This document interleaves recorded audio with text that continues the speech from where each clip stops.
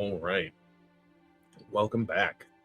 So, we rejoin the three of you on the edge of a cliff, well hidden behind some of the local flora, waiting for things to kick off. You saw in the distance what you believe to be signs of Alvatende and the Storm's Eye Tower approaching, laden with allies.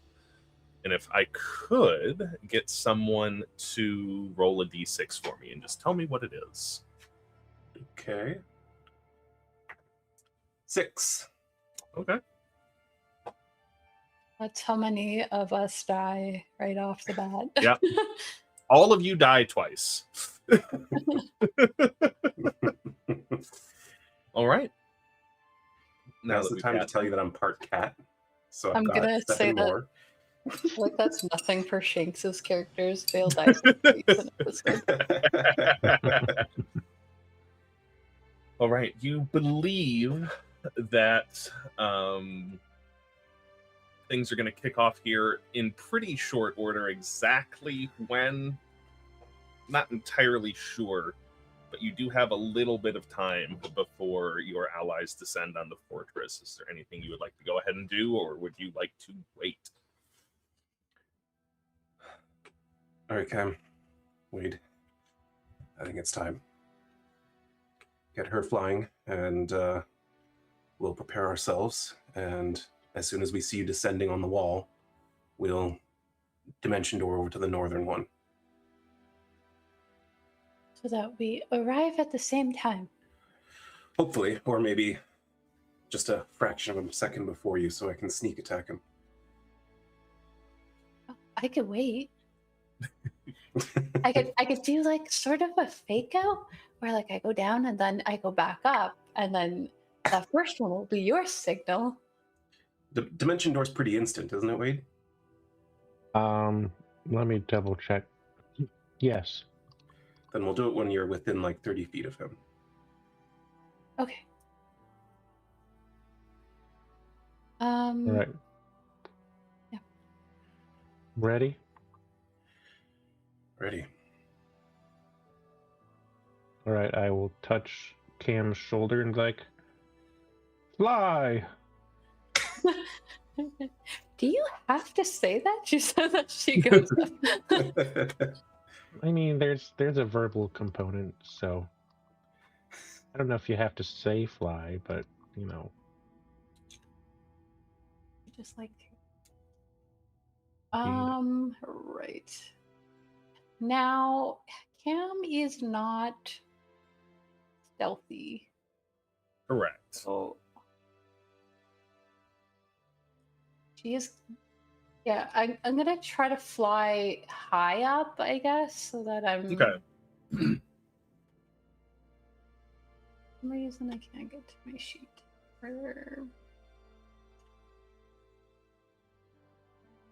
Okay.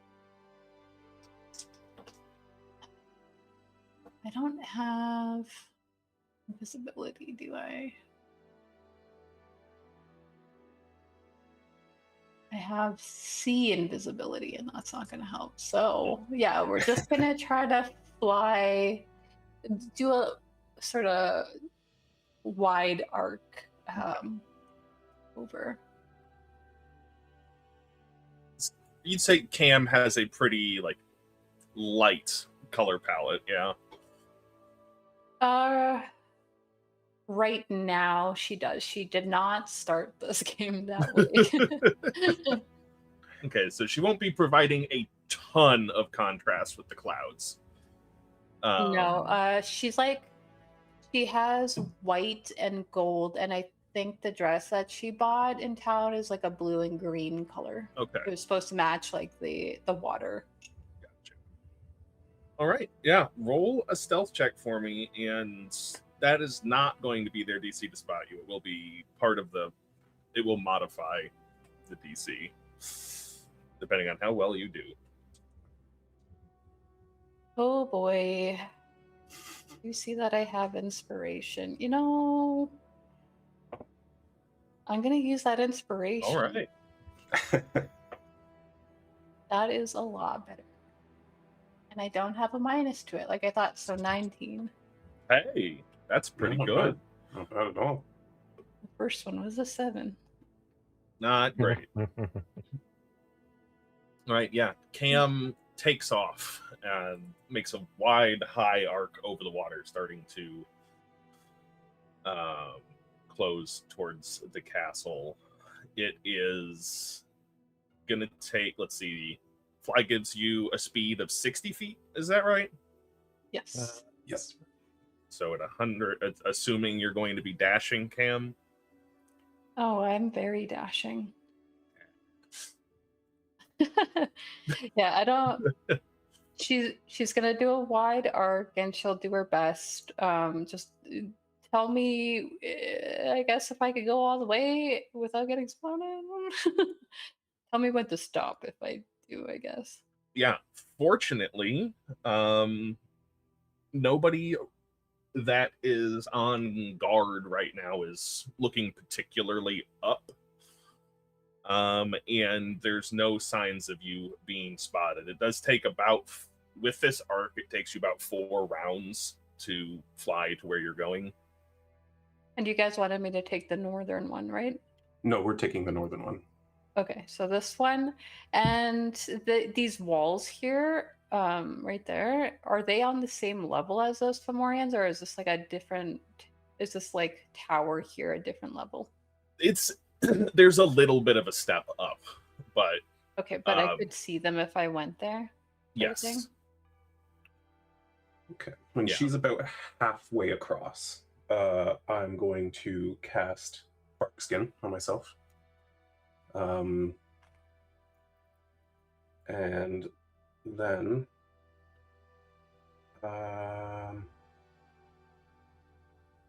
I will stealth. I'll just be hiding and waiting for Wade to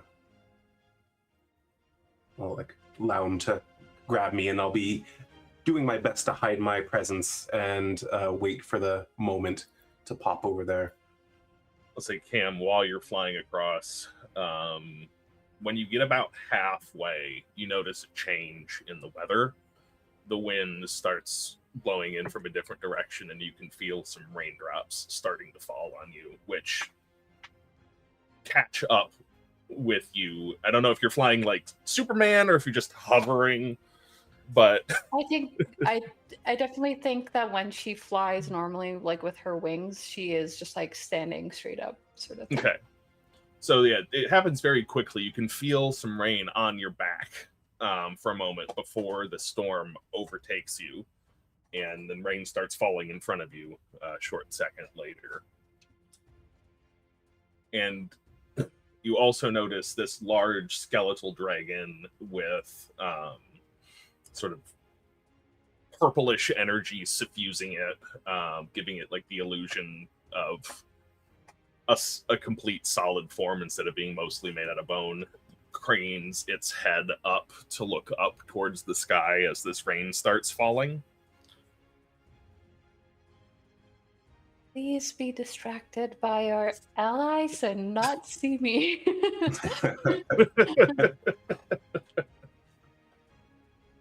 Right.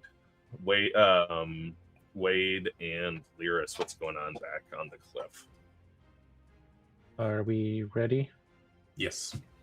Did you do what you had to do when she was still flying?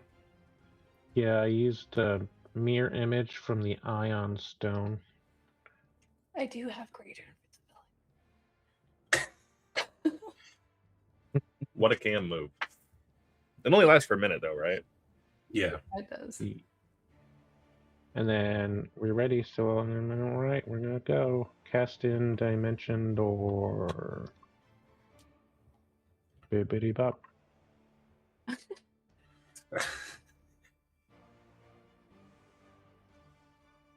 All right. Yeah, and I think this would be a great time for everybody to roll initiative. Yeah, let's do that.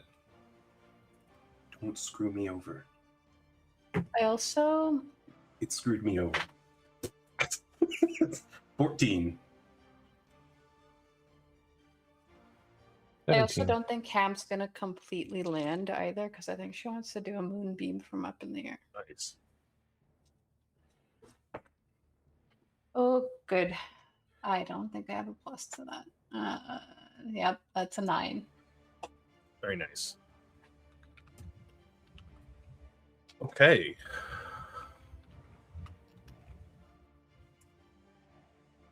As you ready yourselves for this battle, it's oddly calm right now, despite the whipping up of the winds around you. Nobody seems to be paying you any attention until there is a faint pop in the air behind the northernmost gate guarding Fomorian, who starts to turn to look behind them, but it's not their turn yet. So things are happening off screen.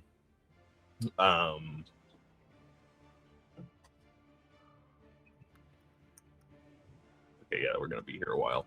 All right, yeah, Wade, as you appear, stepping through space to appear on this rampart behind this Fomorian that's operating what appears to be a large ballista pointed out over the sea.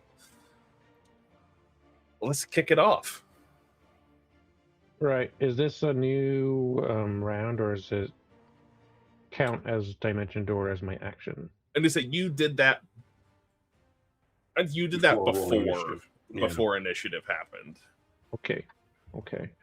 I don't even know what to do, man. Let's see here. Do I remember if these creatures are resistant against intelligence saves? That's a good question. Make an intelligence or a history check. While I pull up that character sheet. Oh my god, that's a shit roll. I don't remember. Not sure. Okay. We'll start with we'll just probe with a mind sliver intelligence save of 17.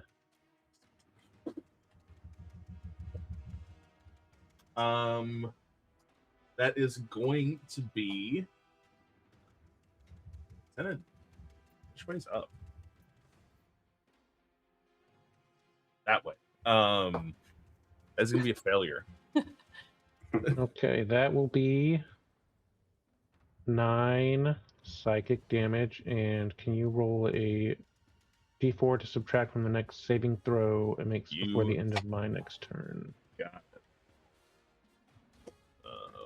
That would be Fomorian.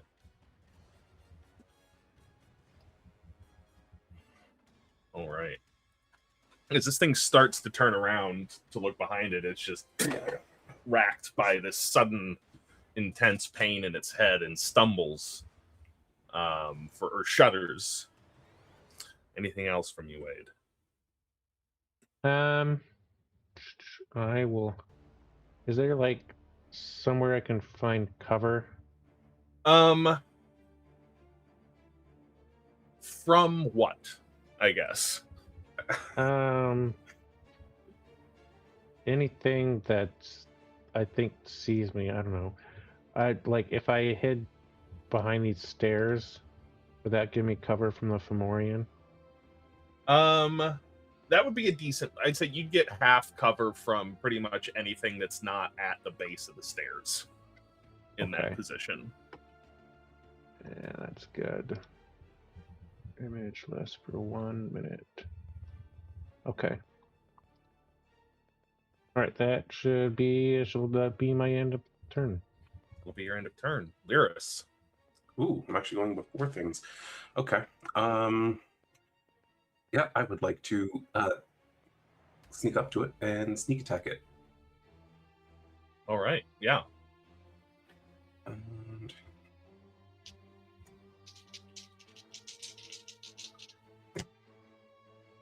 Ooh, does a 30 hit? Yes. All right. I'd have been concerned if you said no.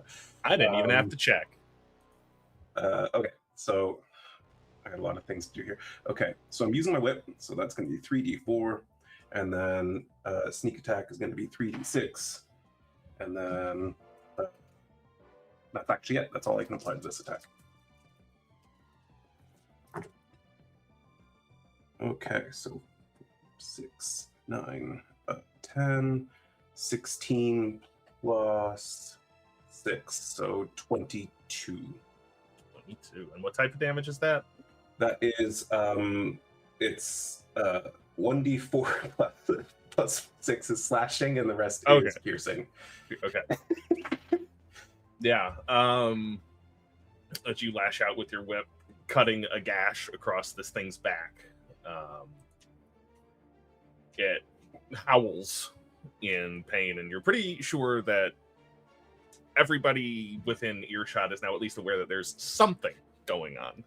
I figured that'd be the case. That's fine. I will follow up with a bonus casting of Hunter's Mark on it. And then I will attack with my offhand sword, which is no longer at advantage.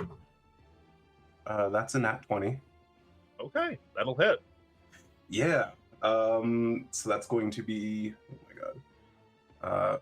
We're doing the brutal criticals on this game too, right? Uh-huh. Neat. Then that's going to be a lot. That's 8 plus 6 plus 6. So that's 20 plus what I roll. Which is one of those, and one of those.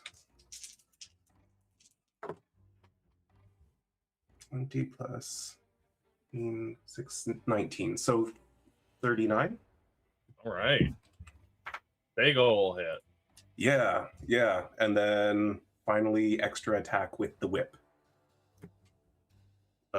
Does a 19 hit? 19 will hit. Cool. And then this one's just going to be 3d4. Yeah. I lost a d4 somehow. There we go. 3d4 plus 6 makes that 10, 16. Okay. Yeah. Bunches of damage. Absolutely. Just comes in, whoosh, closes the distance, gets up into it, stabs across the leg, and then leaps back a little bit and throws his whip out again, lashing across its back.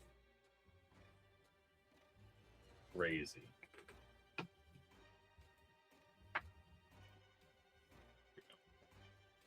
All right. The end of turn. End of turn. You're staying put?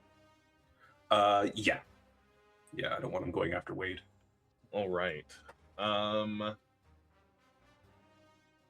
Yeah, hearing one of the Fomorians scream in agony, there are a couple of cultists inside of this gatehouse here that you were not able to see. One of them looks, turns, sees this now wounded ally of theirs and some creatures behind them, and you can hear this alarm sound go up. So somebody's blowing on a horn, and the gate you can hear like a mechanical sound followed by a as the gate is closed. Well, at least we know where the mechanism is now. And actually make another perception check for me. Or not another one, just make a perception check for me, the three of y'all. Perception. 29. 24. Okay, yeah. We see everything. Yeah. I guess what's most pertinent is that once that one alarm goes up, you can hear other horns trumpet in response on a short delay as the signal is acknowledged and things are like stirring to defense here.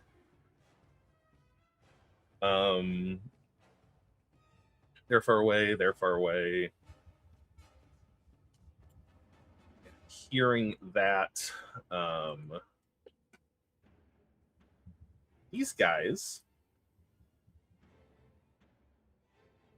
are gonna, some of the Ettins that were guarding the entrance to this village start to make their way back towards the center, going off their guard posts. Is that a... Yeah.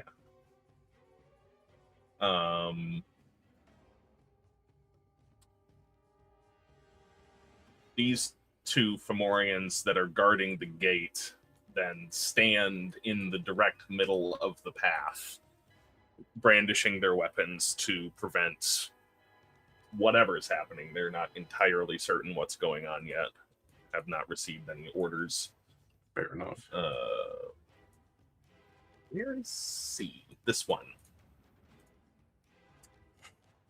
Hears the horn blaring from that direction, looks over and does actually manage to get eyes on Cam, who is 180 feet away. Yeah. And this ballista that this Fomorian to the south is manning wheels around and points towards Cam, and it is out of its regular range, so this attack is going to be made with disadvantage as a ballista bolt gets launched towards you with this loud mechanical sound. 13 is not going to get the job done, I'm almost positive. Yeah, that is correct. Yeah, this enormous bolt whizzes past you maybe 15 feet away before burying itself in the courtyard someplace behind you. Oh, they use those on people. She said to herself.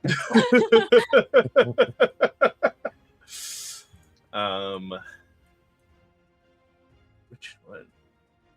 This one that is, yeah. Has it noticed you? The one that's right behind you has not actually noticed you yet because you're a little bit below it. Turns to its ally that shrieked out in pain, sees Learas, sees Wade.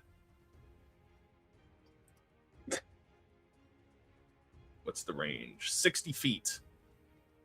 Yeah. Cam hasn't landed yet, so Okay. she might not be below it. Well, it rolled very poor on its perception check, so it's looking at where all the noise came from. Yeah, Learas, you see this other one on this other rampart whip around, and this one gigantic yellow, like reptilian-looking eye turns a little bit side to side in its socket, focuses on you, and like emits this faint glow. And I need you to make a charisma saving throw, please. Okay. No, I don't like that.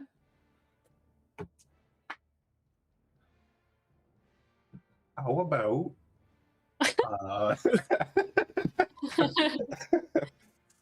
that's a 10. Oh God. Okay. You gonna do anything about it, or you gonna let the 10 stand? I don't think there's anything I can do about it. Okay. You do have an inspiration according to I do? the overlay. I didn't know that. That's not on my sheet. If you would like to use it. I would like to use it. Okay. How's 16? 16 saves for half damage. So you can feel this, some sort of force pressing itself in on your psyche, and you just managed to resist its effect and take 12 points of psychic damage. 12's not so bad. So I take 4. I don't know how this works with psychic damage, but I'm going to take 4 damage as you see all his like rainbow scales just like spray off of his body. But yeah. It's not so Yeah, and sharing rainbow fish. as the... Do you just resist that one, or is it all of them? Let's find out. I think it's just that one. Yeah. The one that you've been laying into then sort of reorients itself from this sudden pain, and you see it do something very similar as it looks down at you with this one big yellow eye. I need you to make another charisma saving throw, please. Oh boy. That's 25. Hey, resist again. Sorry, not 25, 23. But very nice. Yeah. What would have been 18 becomes 9 psychic damage. That's bad. And that is its action to do that. That's not casting a spell, I suppose. It's not casting a spell. That one is, yeah, okay. He is up there. How far away are you? It doesn't have line of sight. It is just on guard duty.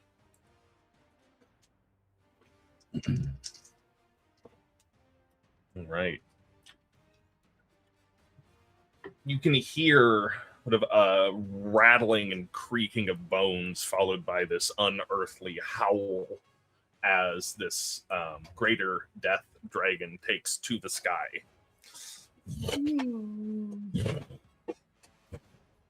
Uh-oh. Yeah. And let's see. Where's my measuring stick? Please be going for the storm coming in. Well, it can't get to you yet because this is a very large map. We were expecting the Shinebringer any moment now. And flies over to here. It's hovering. It's about 40 feet off the ground, flying towards you all, but is not able to get to you this turn. Is it? No, it's not going to do that. Well, no. It can't hit you without hitting some allies, so what a shame. Indeed. Oh, darn. Right. Then, yeah. This, you've seen one of these before, this just pile of body, what looked like a pile of dead bodies just sort of starts lurching forward, falling over itself, moving almost like an ooze. As this zombie clot, which is surprisingly fast,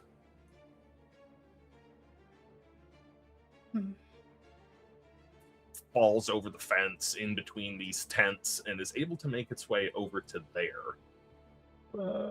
It is about 15 feet down at the bottom of the stairs from you. You are not in melee with it because of the verticality.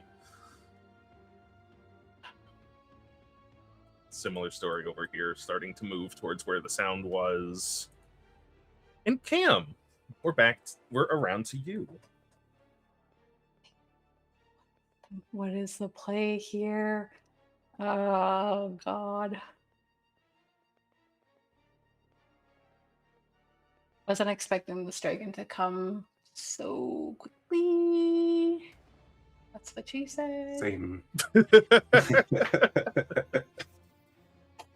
I could banish it, maybe.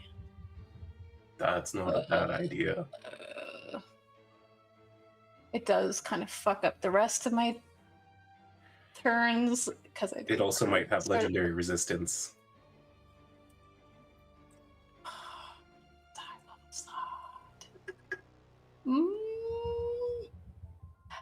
I'm going to try. And we'll find out that way. All right. Wait. You said it's 40 up though. I need Pious Serum here. What's the range on damage? Is it 60? How far out is it from us? Like, is it 40 feet above us or 40 feet above the ground? Above the ground. I think it's close enough. I'll let it be within range. I don't want to have to do all the math to figure out exactly. It's close. It's 50 feet in a straight line from you. You're like 15 feet off the ground. It's like 35 angles. It's Okay. Then just this like it's almost like an off-key strum of a harp sound comes out of Cam's mouth as her eyes and her hair glow a little bit, and she's holding on to her holy symbol, and she's going to attempt to cast banishment on this Death Dragon, which is a charisma save, DC 17. all right. Son of a bitch. Well, with a 17 on the die, it makes the save. Oh, come on. Oh, that hurts me. You can see it sort of start to, some of like its extremities start to become slightly transparent, as though it's starting to shift out into a different plane before, with a definitive pop, it snaps back into this reality. Yeah, Cam is like, she's like holding one hand out. It's kind of like stretching the like space in the planes apart to like try to banish this thing. And you can just see that she's like struggling against it before it completely gets out of her grasp. That's my action. Can I use Silvery Barge on that? Sure. We'll try that. In which case, we will roll again. And with a 3 on the die, it will use one of its legendary resistances to succeed instead. Well, at least we learned something this time. Yeah. We didn't know last time. Yeah. Cool. And completely fucks up her turns because her bonus actions are spells as well. She's going to back up a little bit. Is there any cover behind this wall from where I was getting shot with the ballista? You have partial cover from it right now. It was a very difficult shot. Yeah. That's my turn. All right. Oof. The Barrowghasts do what they're going to do. Leave? Nope, they stay exactly put and don't do anything at all. Turn.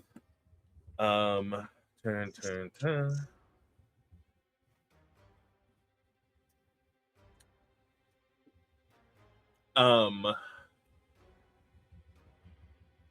need to look something up that I don't have open. Whoops. Okay, Missed a character sheet or stat block. A full extra round for me to get my stuff set up now. Damn it. It's going to be a long fight. So. Okay. That's fine.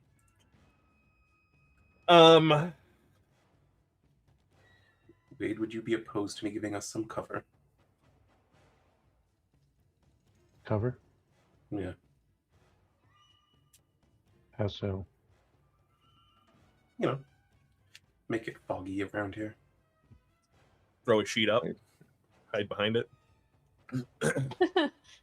Yeah. So at the top of the round, all of you feel resonating from, almost as though the entire island fortress was the source of this voice.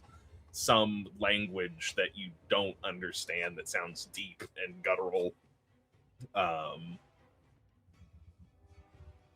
Saying something. I don't like this gutter talk. Yeah, right? But okay. Things happen that you are not aware of, and then Wade, it is your turn. And then Wade. God. Cam, she's still in the air, right? Mm-hmm. Oh, fly is a concentration spell. Just I drop want it. to just. How high like- up is Cam flying? It's like 25 feet off where she currently is, probably. Okay. Shoot. I did options. Don't want to use all my big spells on just one Fomorian and then. Oh god. I did almost double up on my flying last round, but then the dragon came towards us and I got scared. I didn't know what to do, man. Honestly, These are valid. all. Okay. Well, I guess I can keep on using a one-off zombie clock. I don't. Can that thing like? Would it be able to climb the stairs or? Based on the way that you've seen it moving, it kind of it has like the properties of an ooze. Just to It can squeeze through any opening large enough for a single corpse to fit through. Which the stairs count. You might want to just go the other way, go up and down the wall. Okay. How far along the wall can I get? And is that outside of the Fomorian's range? Yeah. Because of the verticality, you're not in melee with the Fomorian. You could get... If you used all of your movement, you could get to here. Unless you dashed. I don't know if I want to dash or not. I don't even know what to focus on. Learas, are you good over there? Yeah, I'm fine. Just Okay. let me know if you want to be in the cloud or not. Do you remember what the zombie clout was week 2? Probably Radiant, but I don't remember off the top of my head. Do I? Can I make a history check for that? Definitely Oh, that's a was. good one. That is a good one. You did not encounter any sort of vulnerabilities to it, although knowing what you know from the study of necromancy, many things like this are immune to poison. Mhm. Oh, man. Too many things to focus on here. Are we gonna trap one of them in a ball and push him off the edge? Wasn't that discussed plan? That was a thing, yeah. We might want to save that for, like, that's a high level spell, right? That is, yes. Vigilance fair. Yeah, I wouldn't worry about it right now. We're not in a rush to get the gate open because our people aren't even fighting yet, and I can take this thing down in another round or two. Well, not this round because I'm going to end up casting Fog Cloud, but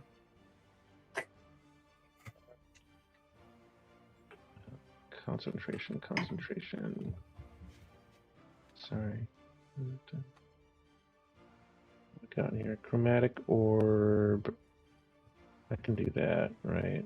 Second level chromatic orb. Second level? That's a first level spell. I'll use a first level slot. I will cast chromatic orb at the zombies. So I did not mean to throw the damage. To hit is not great. 17. On the zombie clot, Yes. that will hit for sure. Okay. I already rolled the damage, but gotta check what the options are here. Not poison, so we'll just go with cold. All right, yeah, as some ice starts to form on this thing, you can see it flowing down for a moment as some of its limbs pop off from this damage, leaving a trail of corpses behind it as it's shambling. But as it does that, the arms literally leap off its body. We Right, raised the roof that's- too much. That'll be my turn. All right. Hear us. I'm going to cast Fog Cloud. 20-foot sphere around here is all covered.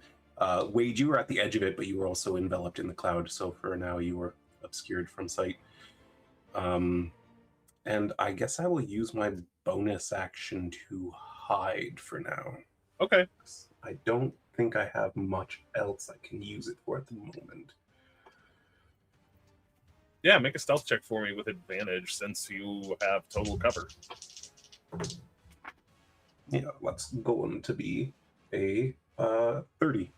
30. Nice. Gone. Did Learas turn into the fog cloud? Who knows? Maybe. Who knows? Yeah. Cuttlefish. He does cuddle at night. Yeah. Anything else? You staying put? I think I'm gonna move just a little bit over like here. Sounds good. Things happen. What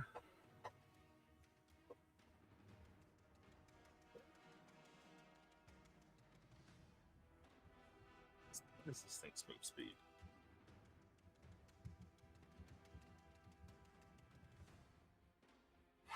Oh,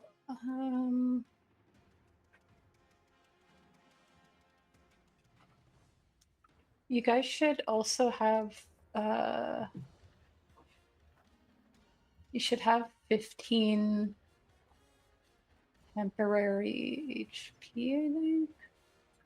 It Or wasn't no, your hit point. Your temporary. hit Yes. point. It was your hit point maximum. Do you have that? Yes, I have that on my sheet. My current max is No. 119. All right. Well, no, you don't have line of sight on that. Okay, never mind. You don't see that.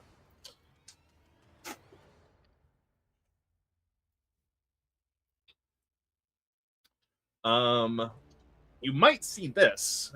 Cam, just for fun, the perception check for me. Okay.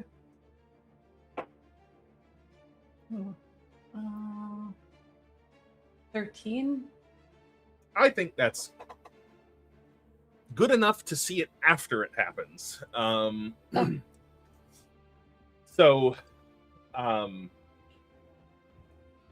what draws your attention is a sudden lurch and sort of a shift in the momentum of the death dragon as something plummets from the sky onto its back.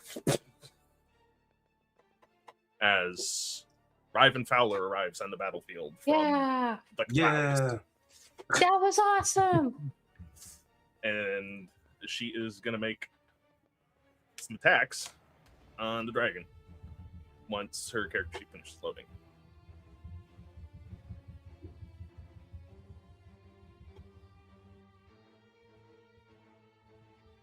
Okay.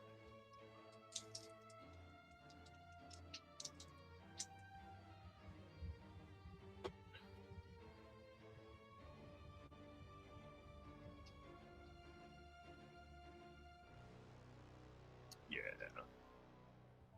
Actually, she is going to cast a spell rather than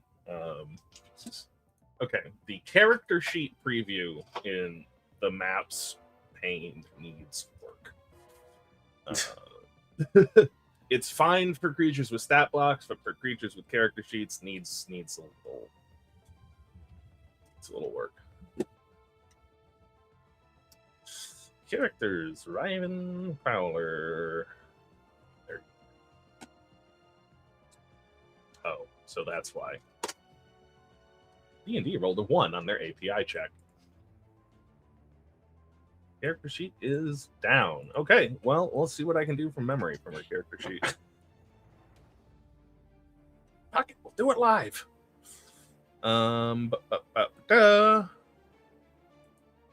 Yeah.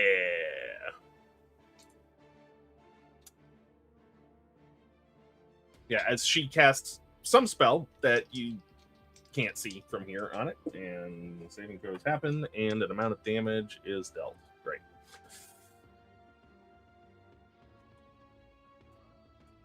Well, that is going to be I have her. a character sheet if it helps. It actually might. The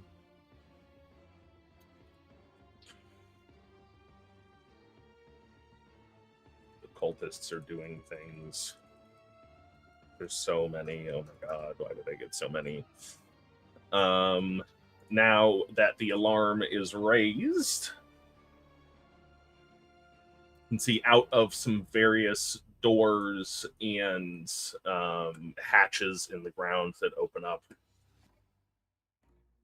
a number of other creatures start coming out. You can hear activity to the south, although you can't necessarily see it due to obstructions. There we go. So they start moving. Got some more creatures on the battlefield. Here, things start popping out.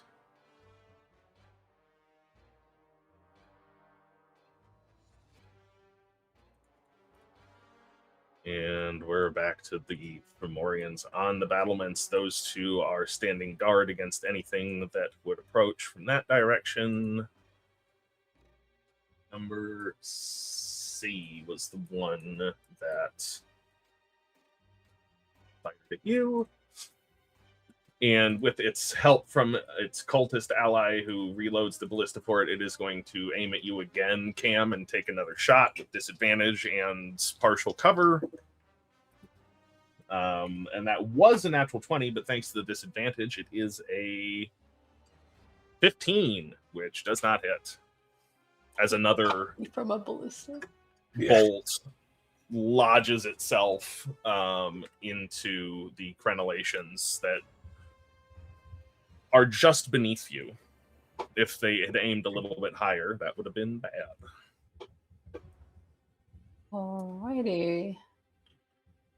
And now this one that is right next to you sees the fog cloud go up, looks around for another target, gets its attention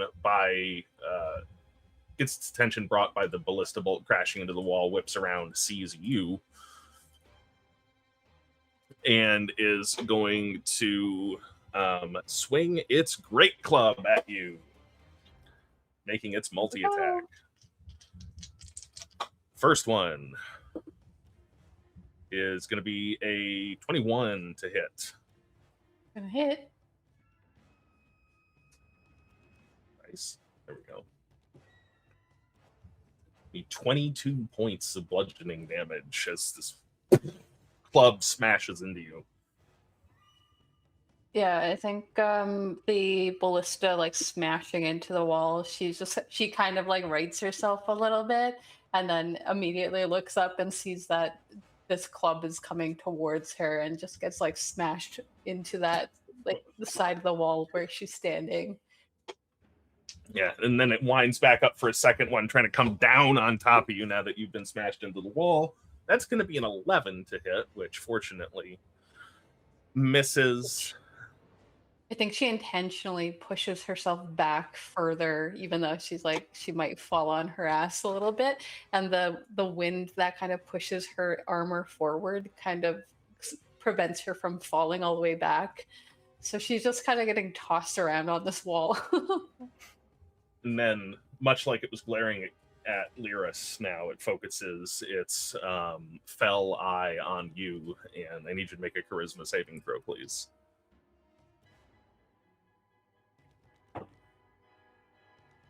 Use that other inspiration that I got. That's a 19. Yeah, that will save as it's trying to force its will onto you in some fashion to take 14 points of psychic damage. Alright, yeah. Oh, I don't like these things. Yeah, the one that's on the wall that you're right next to, Learas, is going to try and see if it can figure out where you are. It can't, and it is just going to swing wildly into where it thinks you were, and you can hear as just this great club is just flailing about blindly in this cloud of fog here. Perfect.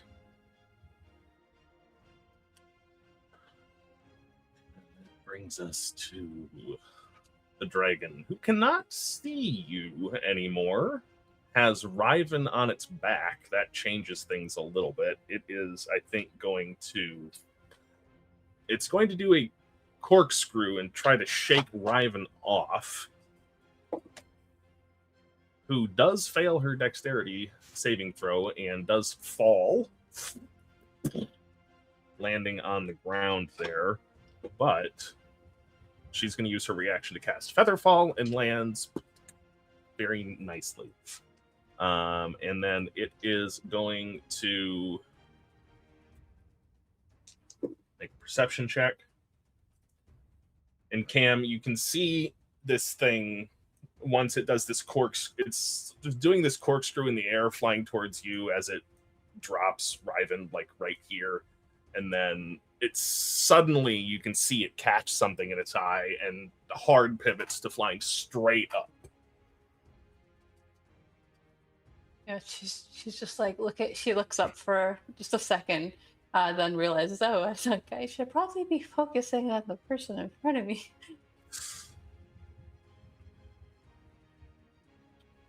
Zombie Clot is going to fumble its way up the stairs, and I think just by the nature of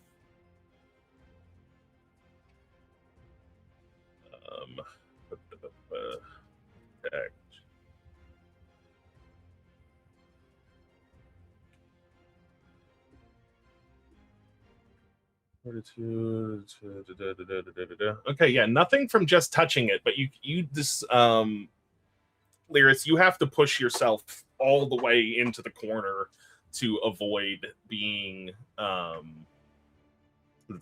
subsumed by this mound of rotting corpses climbing the stairs.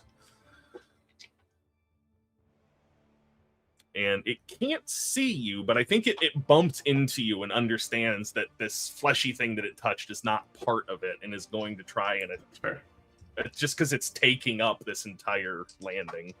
Yeah. It's going to make that with disadvantage since it can't see you, and that's going to be not anywhere near enough on either of its attacks, as just there's this barrage of corpses that like drop all around you. None of them landing on you enough to cause any damage, though, which is nice.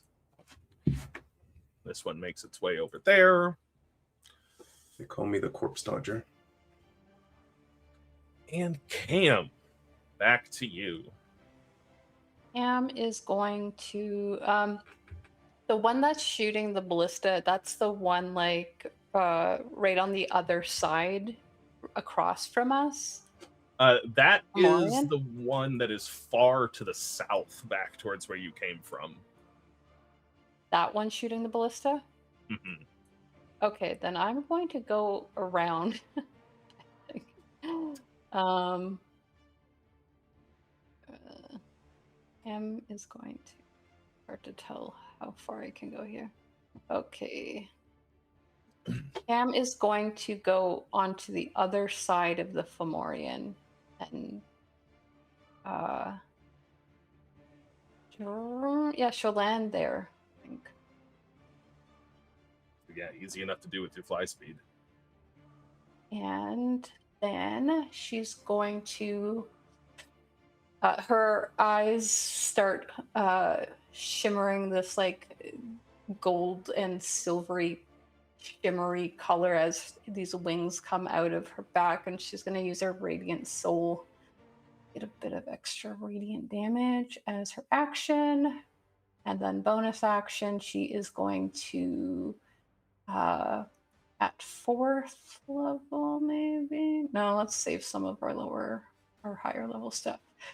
At 2nd level, she's going to cast Spiritual Weapon on the other side of the Fomorian and bring it towards their back. And let's see how this goes.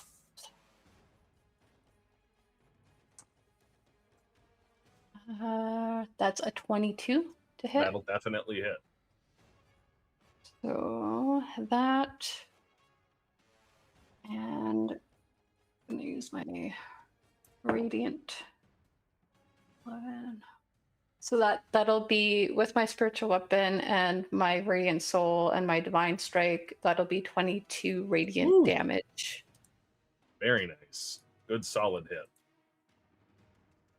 And she's partially set up for the rest of her turns now. So that'll be the end of her turn. The Barrowghasts keep doing Barrowghast things. Rose and whatnot. Uh-huh. Yeah. Where are you on the map? Where is this token?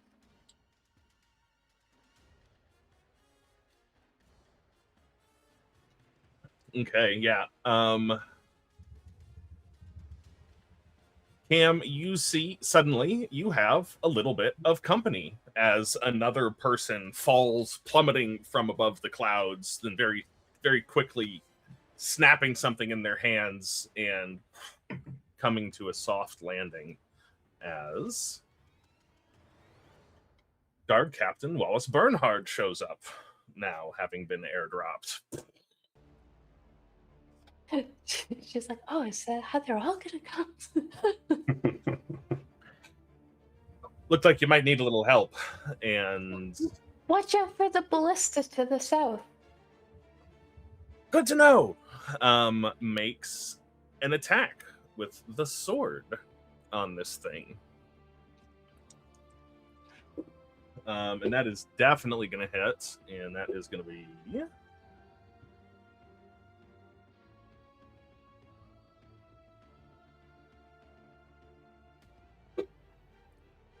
14 points of piercing damage from the first one. Second attack, it's also going to hit.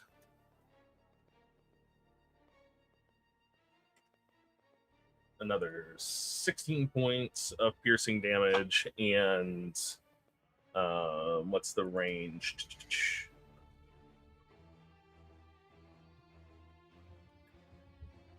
I think it's just you that's in range. Cam, oh, it can see. It can't see in the cloud anyway. It doesn't matter. And as part of the multi-attack, it's going to use his issue orders ability. You have the opportunity to either make an attack, move up to half your speed without provoking an attack of opportunity, or add +2 to your armor class until the start of Captain's next turn, Cam. It will take your reaction to do so. Oh, and I should note the weapon attack is with advantage.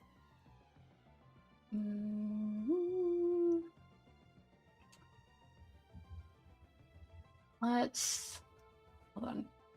I want to read something real quick. Mm-hmm.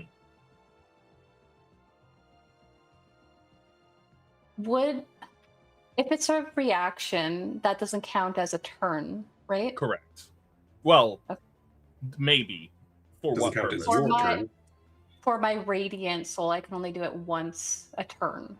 This would be a different turn, so okay, it would apply. Cool. I am going to do that then. With advantage? Yes. Is going to be a... What is my 2 attack? That's going to be a 26. To hit? Yep. For sure. And damage. Damage. Okay, there we go. And plus 11. So 15. It'll be 11 piercing and 4 radiant damage. Okay. Oh, very wait, nice. 4. Sorry.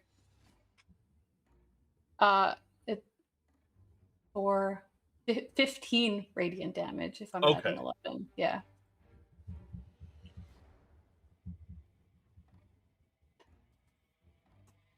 Well, Even better. I'd say so. All right. Captain Bernhard's turn. And as this dragon hard pivots and starts flying straight up into the clouds, it is met with a lightning bolt crashing down out of the heavens onto it. Nice. Which I think does more damage than a regular lightning bolt.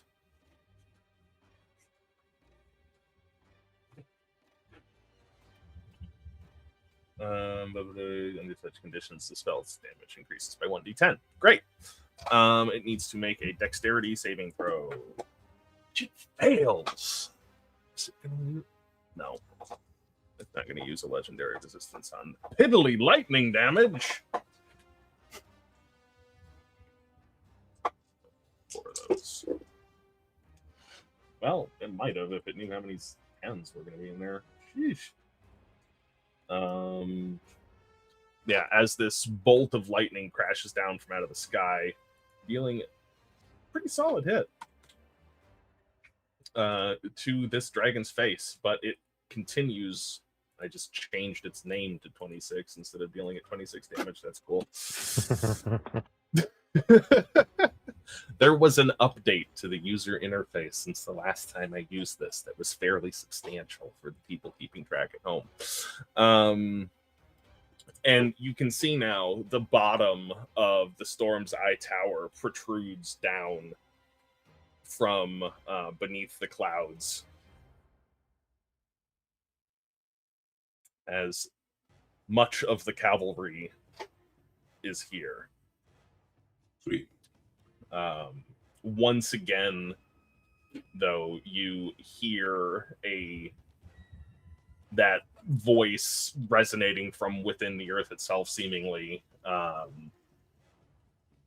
bellow something out into the water around the castle becomes a bit more turbulent, as though the current has picked up. Like that. One thing I think, though, that you will like is off to the northwest, there is a bright glint of radiant light as what little sunlight is poking through here reflects and sort of condenses through the natural prismatic scales of the Shinebringer, who has just arrived on the map. Bringing shine.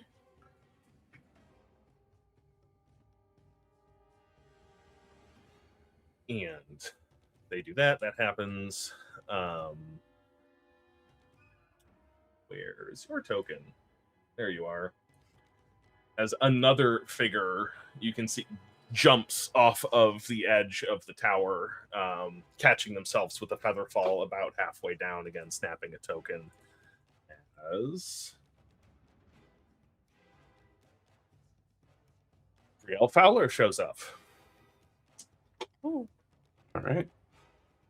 And offers her daughter a hand up from prone. Actually, wait, no, she caught herself with featherfall. Never mind, that doesn't happen. Just lands next to her. And they sort of take a back-to-back position, ready to fight whatever shows up when we move on to Wade's turn, who sees none of this because he's in a fog cloud. So Elvatende doesn't show up and they don't do the Charlie's Angels pose, all 3 of them together? Not all 3 of them together. Somebody's got to fly at a tower. Lacking in production. I'm just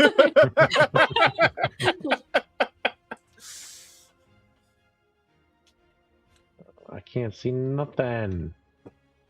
You can hear lots of things. Step out from some magic and step back in. I'm gonna see. What can I see if I move just outside of this cloud? You can see just outside of the cloud.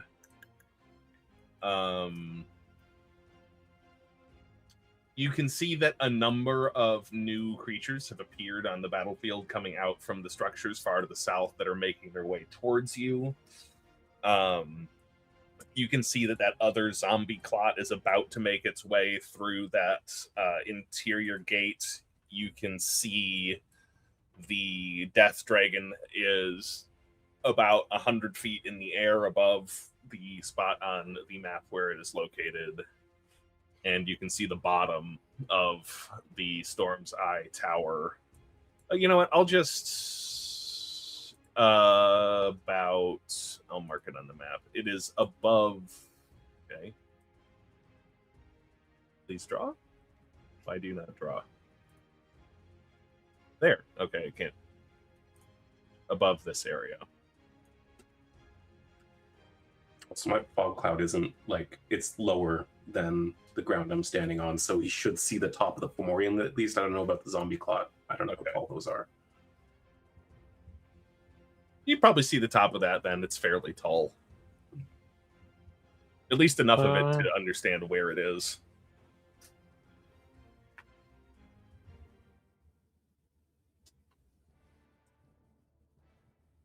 Pythagorean's theorem. I don't know. It's probably a little bit more than 150 feet away. The dragon. Looks like it's like 50 feet horizontally, and if it's 100 feet vertically.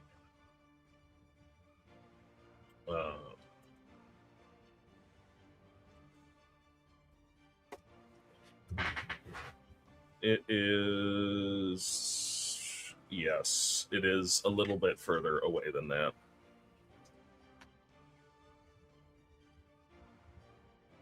If I, like... Would it be able to get into the radius of Fireball? Oh, yeah, for sure. It's just okay. barely at a... Yeah. This calculator I used was very difficult to read. I think that's about like the only thing I can target from here. Unless, I mean, other than that zombie clot, potentially. Oh, wait, no. It is, in fact, 107 feet away from you in a straight line. Okay. Well, I'm just going to do that. I don't care if it uses a legendary save. Dex save 17, Fireball. That's going to be a failure. And it doesn't use its legendary resistance? I don't think so, no. Okay, those are lots of ones. That's, oh my god, 20 damage? You're kidding me. As a fireball explodes into this thing's side, enveloping it in flame. It didn't look like it was a big fan of that. I don't care. Cool. Was that Okay. at the dragon? Yeah. Yeah. Yeah, I don't know what else to do. I'm sure that'll be it. All right. Learas. I'm going to continue to cut into this Fomorian.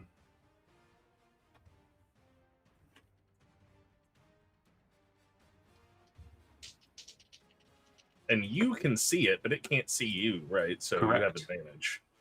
Yeah. So does an 18 hit? Oh, yes. Cool. Just going to do the 3d4 for now. And Hunter's Mark, because I get to do that on every attack. All right, that's 8, 9 plus 6, so 15 on the first one. 15.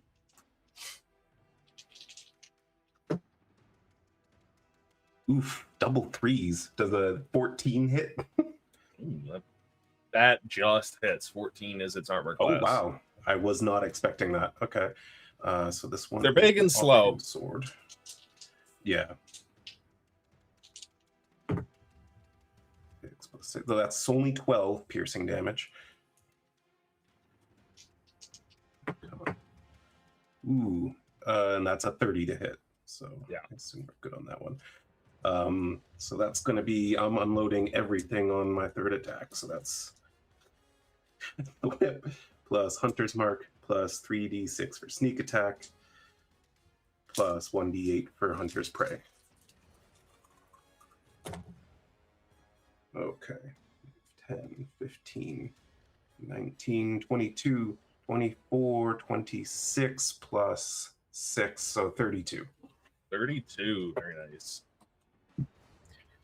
This thing is looking rough. You can see it sort of wobbling, maintaining difficulty standing up. Yeah, the flail snail whip thing just hits it in the shoulder, knocks it back, and then he cuts a shallow cut into the leg to get it off balance. And you see the whip come up a second time and just get him right under the jaw. Very nice. Staying put? Staying put. I'm kind of sandwiched between two giant things, so. Mm-hmm. If I was Althir, I'd be very happy. Oh, actually, Shanks, I forgot this was supposed to happen at the start of your turn, but we'll just do it now because you started your turn within 10 feet of the zombie clot. I need you to make a Constitution saving throw. Oh, right. It's like a stench thing, right? Yeah. Ooh, okay. I don't like that. Constitution. Let's hope I'm okay at those. My sheet's being really slow today. Just a +3, so 16. 16 is enough. You can get this now, unfortunately, by now, familiar smell of these things is nauseating, but you keep it together. Good. That's turn. All right. As we get to turns of creatures that you cannot see yet. Off over in the fields to the north of town. Anybody who is looking over there, which I don't think is any of you, could see some magic being thrown off of the back of the Shinebringer as Brilliant and Baubles announce their presence, casting some spells down at the cultists who were starting to make their way towards the castle under some great haste, but are now dead. Those two are gone.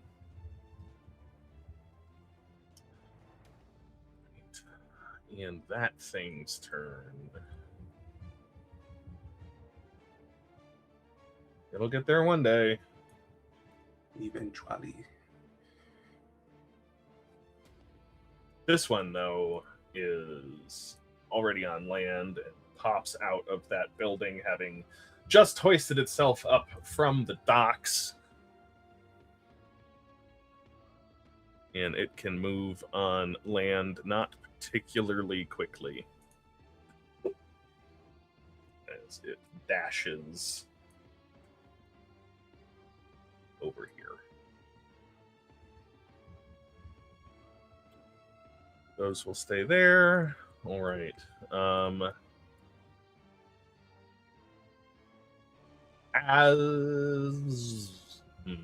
okay. It's a little bit out of range for most things that Riven can do, so she looks around and you can see her cast what looks like a fairly large spell based off of the complexity of the hand motions involved as she casts Animate Objects. Ooh. There wasn't enough things on the board already. Right? I know. I just like to make things difficult for myself. As this large table comes, two tables come galloping out of the tent. And start heading this way. I am a deeply unserious dungeon master.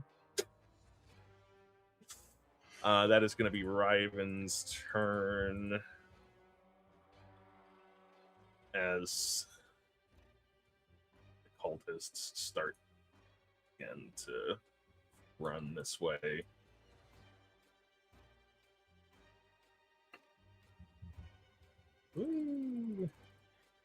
we can't order those Fomorians at the bridge to stop them. Right? Their leader might be able to, whose turn it is. 30. Okay, we're gonna dash.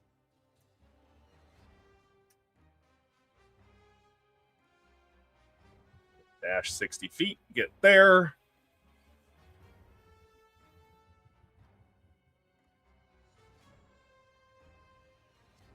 And how far away are you now? Too far. Okay, that's good for you. That's great. Ettins. We're dashing.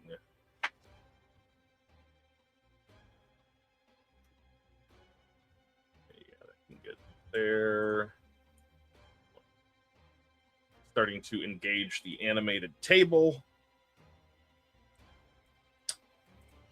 All right. I think seeing what's happening, these Fomorians are going to step aside, let the cultists pass.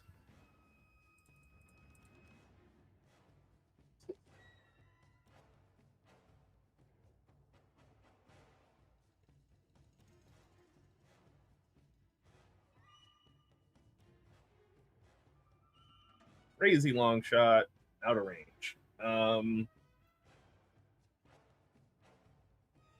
Can't really do anything else, so with the help of its cultist companion, we're going to fire a crossbow bolt or a ballista bolt at Captain Bernhardt. It's going to miss, and it does, avoiding another natural 20 because of the range. Frustrated, not being able to do anything. That one is a little bit surrounded now, and Cam, you've heard it more, so it's going to smack you. Alrighty. First one going to be 21 to hit. That'll hit. That was the wrong attack. 22 points of bludgeoning damage again from this great club.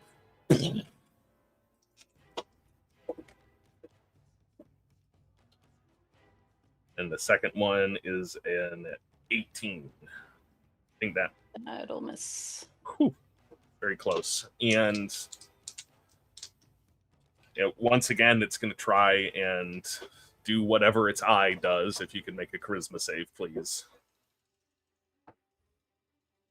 That's pretty good. A 25. 25 for... That will save, reducing the damage to 12 points of psychic damage. How you looking, Cam? Cam is looking pretty rough.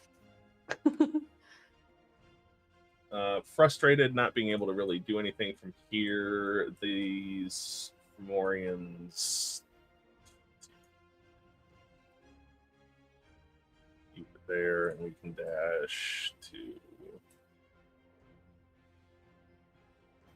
Oops. Select.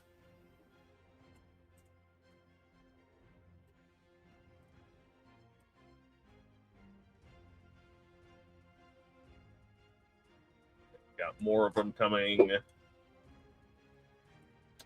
That one is going to abandon its post. Start running this way, and so is that one.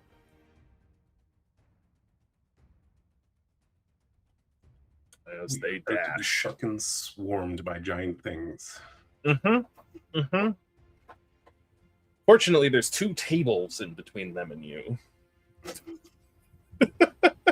I'm sure they'll hold them off forever. Right, and now it is the dragon's turn, who continues flying up towards the tower and sort of lands on one of... There's these little like assault platforms with ballistas mounted on them as well on the flying tower, and this dragon perches on one enough to get its head up in through the door and fire. You can see this like explosion of purple energy as it unleashes its breath weapon up the height of the tower. Yeesh, that's not good. Make some saving throws.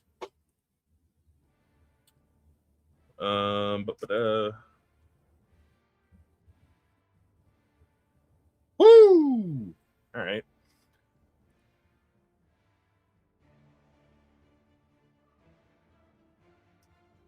The big hit.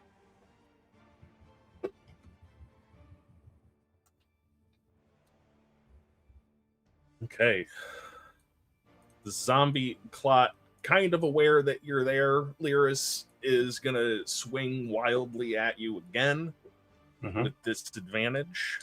The first one's... Wow! It's going to be a 26 to hit. Holy shit. Right? It rolled a natural 20 and an 18. Silvery barbs. Okay. That's an 18 on the die again. Oh my god. The hell? It's the same just one. Continuing that trend of rolling high against Learas no matter what. Hey man, it missed you last turn. It did.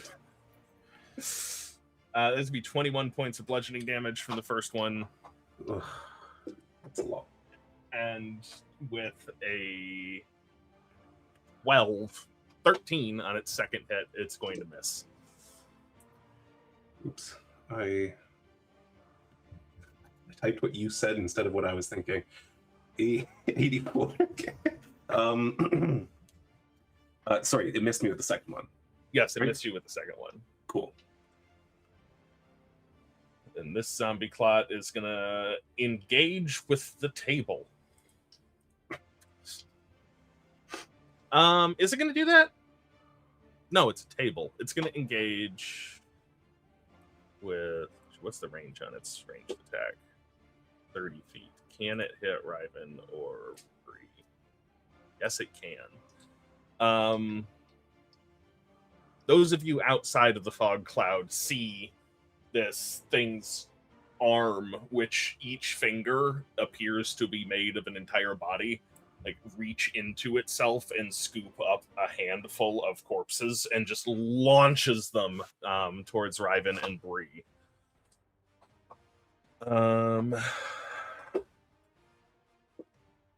Well, that's going to be a failure. Yeah. I don't need a cone. Why is there a cone?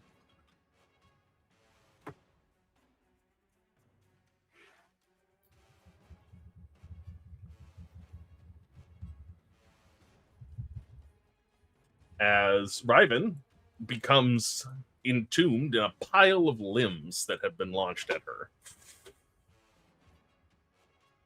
And she is no longer visible on the battlefield.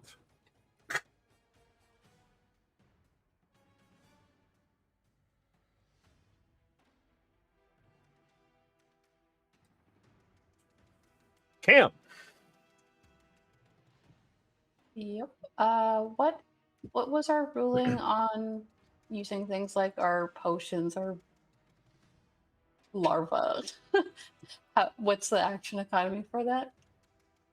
I'd say it's a bonus action for potions or larva. Maybe.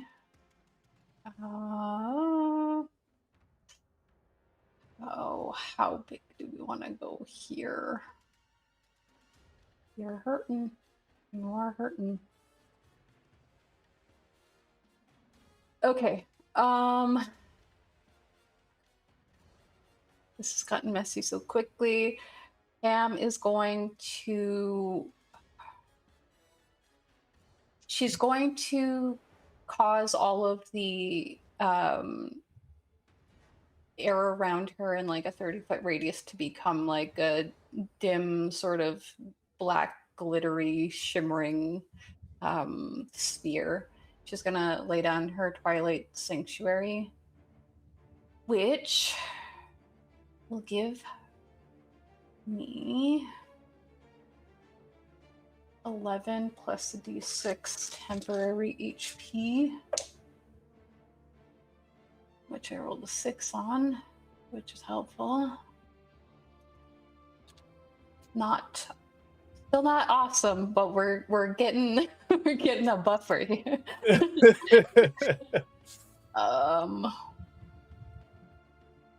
You know what? I'm just gonna try to go for attacking, even though I should probably heal more. Yeah, we're gonna attack with my spiritual weapon. Does a 17 hit this guy? Oh, yeah. Okay, cool. What the fuck is the...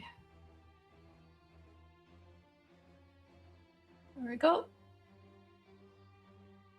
11 plus 11, 22. I'm rolling a lot of 11s today. 22, and then my divine strike. 22, 30 radiant damage from my spiritual weapon as she pulls it forward. Yeah, this Fomorian shrieks out in pain at this burning radiant light crashing into it.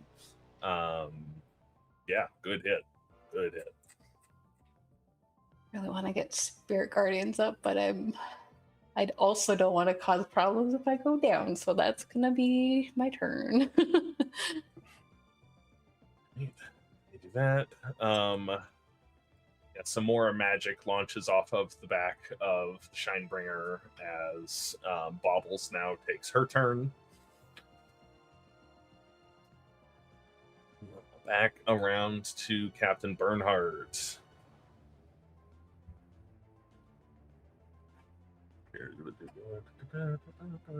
Oh, okay.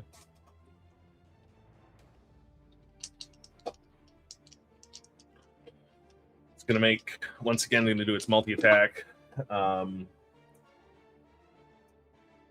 11 plus... Yeah, that'll hit. Both of those will hit.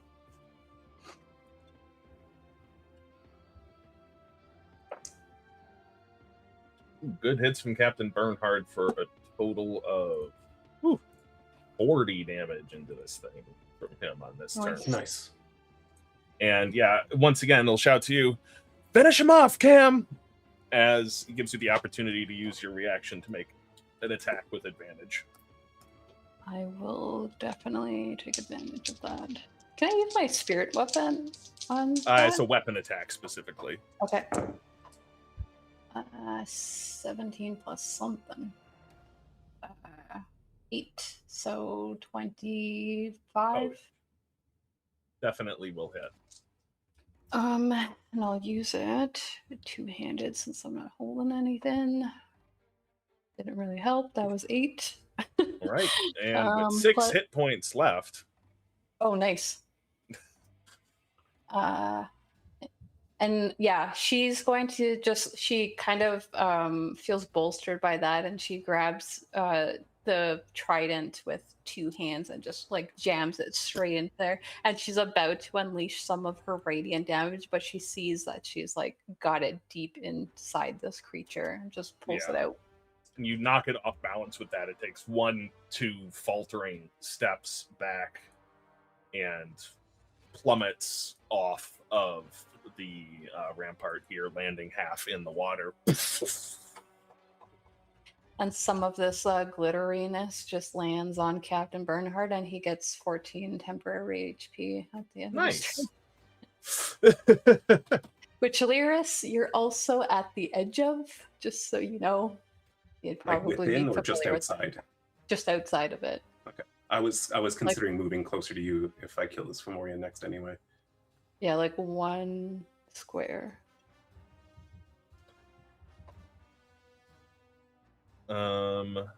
Right.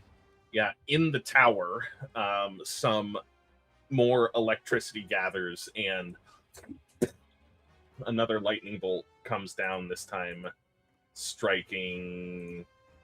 Oh, we'll say that strikes the Twisted Et down there, who very badly fails their saving throw. Nice. Welcome up, Chief. 27 points of lightning damage. and things happen inside the tower. As you know, you can see this purple light sort of burst out from any gaps in the masonry and sort of the crystalline roof.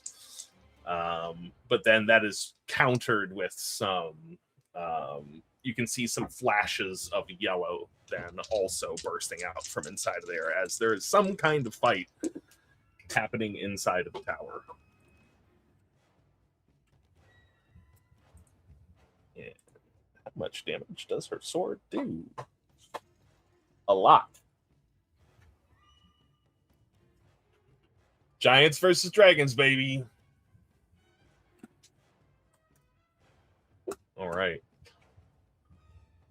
And just Alvatende's turn back to the top of the round. There is more of this rumbling and sort of now a shaking. You can, it's like a fine vibration you can feel in the ground and sort of loose stones starting to fall and tumble in places. David, do we want to take a break here at the yes, that is a great part at the top of the round. We will take a break here as it is just past 7:30. So get your snacks, get your drinks, and all those sorts of fun things as I try to figure out what the hell I'm doing for the second half of this combat. And welcome back to the middle of this insane combat that I've inflicted on myself and my players. As they siege the enemy's fortress, essentially. All right, well, let's just jump right back into it at the top of the round. That rumbling and that voice that I described rings out again as see some tiny rocks and loose masonry starting to break loose.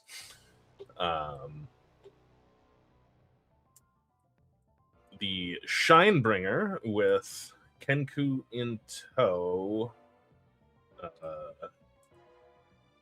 dashes. It's about there on this turn.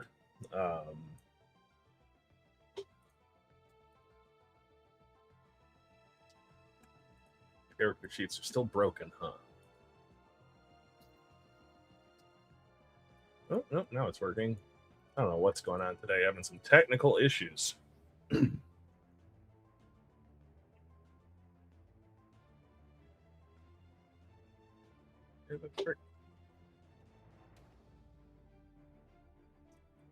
I thought I was done buffering when we were on break. We can take 1 moment, please.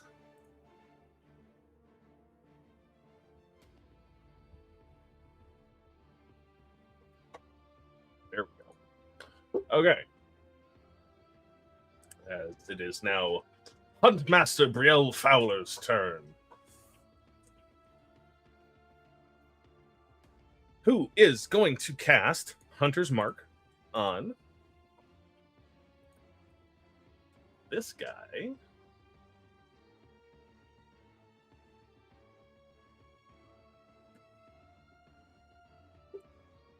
And close the distance with this Etin and then get hit by the wave of stench from the zombie cloud. But she didn't start her turn there, so that's a problem for future Brielle, who is going to attack that Etin. Natural frickin' 20. Come on, Brielle. Nice. And that was going to be these and what those.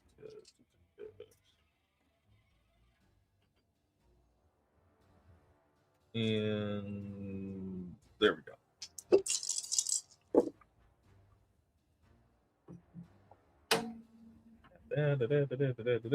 Math 6.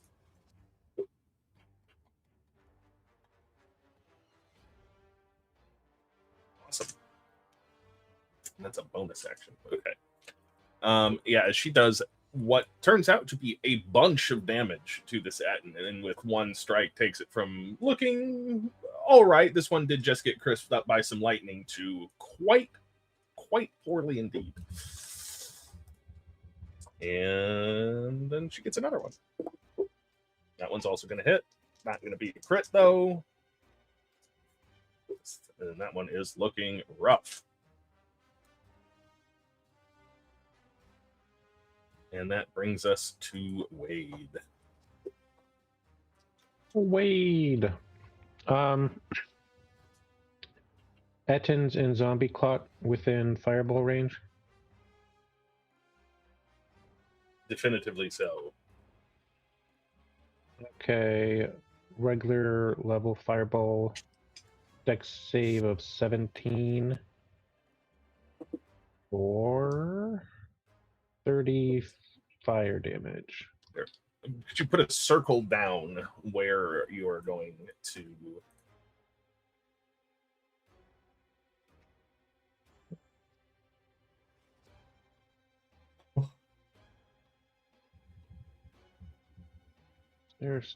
Where's this circle option? Shapes, overlays. Trying to.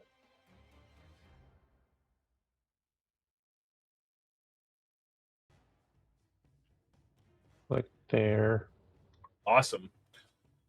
Then, what's happening? Two creatures that you couldn't see also get caught up in it. Nice.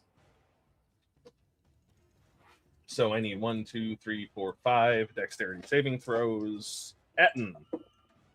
Fail. Zombie Clot. Fail. Cultist doesn't have enough hit points for it to matter. The Swarm of Crawling Claws succeeds. And so does the second Etton. And that was 30 damage. Correct. All right. Yeah, that Etton that Huntmaster Brielle Fowler was fighting is completely incinerated.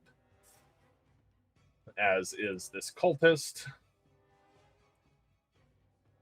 And these take some damage. Yeah, and that zombie clot looks fairly badly singed by that as well. Anything else from Wade? Not yet, no. All right. Learas. Yeah. Make a Constitution saving throw, please. Great. 8. That is, yeah. This stench now has been building up inside of your nose, and I need a couple of dice. Please take 8 points of poison damage, and you have the poisoned condition until the start of your next turn. Fantastic. Now this nausea is starting to overtake you. All right. 24 to hit on With the disadvantage? Yeah. No, it's even. It's even because I. Right. Okay, and that's going to be 7. 18 plus 6 is 19 slashing and piercing. How would you like to kill this one? Yeah, so it's still reeling from that last bunch of attacks, and as it gathers itself, it turns towards where it thinks these attacks are coming from in the cloud and roars angrily. And the second that mouth opens, the bulb of the whip just right through the back of his throat, out the other side, and just gore from the Fomorian going everywhere. Learas will then run, because this thing can't see. So I'm just going to run up into the... I assume I can get into the gatehouse from here? That door is not opening when you try to open it. Oh, I see. It's a closed door. Okay. I'm going to bonus action pick that lock, because I am a rogue. And I guess that'll be with disadvantage. Yes, because you're poisoned. I literally can't read that number. And so that's 14. You find the locking mechanism is fairly simple. However, it is not what is currently holding the door closed. You believe it's barred from the other side. Shit. Are there any gaps that I can see through? If you got down on the ground and put your eye right under the door, there's probably about a half an inch. Okay, I'm not going to do that. I'm just going to move just inside the fog cloud again so that I'm still within Cam's thing. And actually, I've got a lot of movement. I'm going to get close enough to hit this with my whip as well. And as my extra attack. And no, that's a straight roll. That's going to be a 27 to hit. Oh, yeah. And then that's going to be... Has this thing taken damage yet? Yes, it has. Cool. Then I will add my just pray. Can't do sneak attack because I'm poisoned. 6, 10, 15, 21 plus 6, 27. Nice. And then back up to the edge of the fog cloud where I will be within Cam's range. All right. You get 13 temp HP. Sweet. Thank you. I need that. End of turn. All right.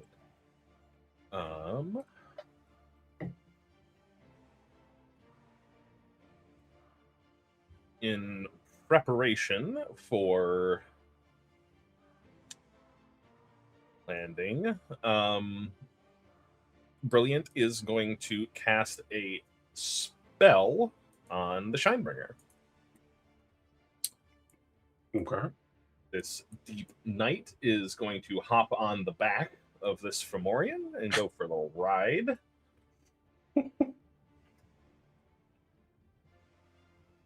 And this one, which had been swimming around on a patrol, now is able to get over here and pop up out of the water onto the docks.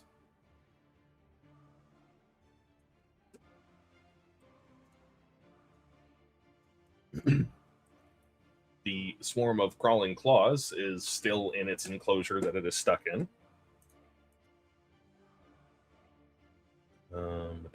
And now I guess Riven is going to try and get out of this pile of limbs.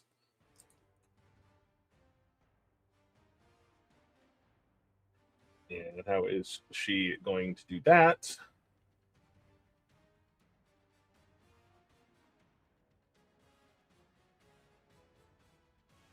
She's going to issue a command to one of her tables to help her.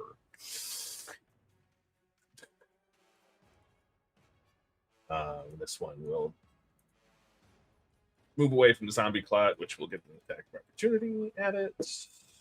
Ooh, ouch. That hits. But now with the assistance of the animated table, strength check. Okay, yeah. She's able to climb, sort of force her way out of it, but that does take her action to do so, and the other table is going to attack the zombie clot. Which hits. For not a lot of damage, but some.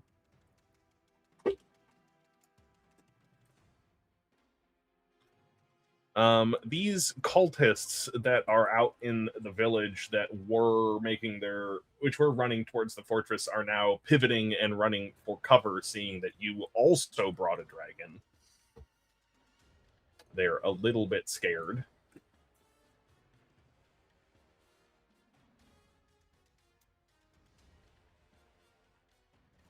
You always bring a dragon to a dragon fight. Exactly. Although one of them, a bit more experienced, does not, and runs out of what appears to be some sort of cathedral that's been repurposed and makes it to there. Where are you?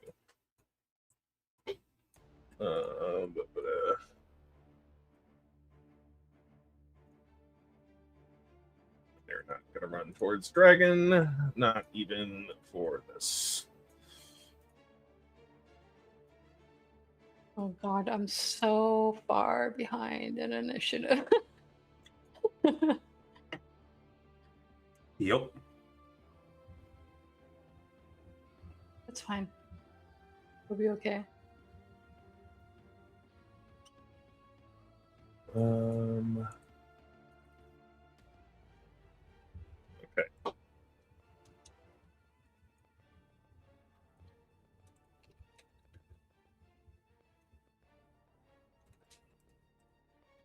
Those guys are readying actions. This will be interesting. This will be interesting indeed. 20-foot radius. That's obnoxious.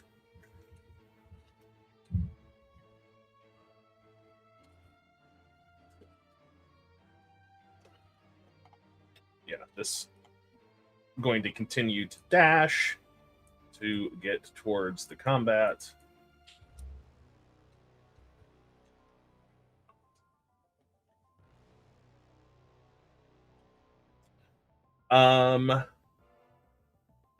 Cam and Wade, can you make a perception check for me, please?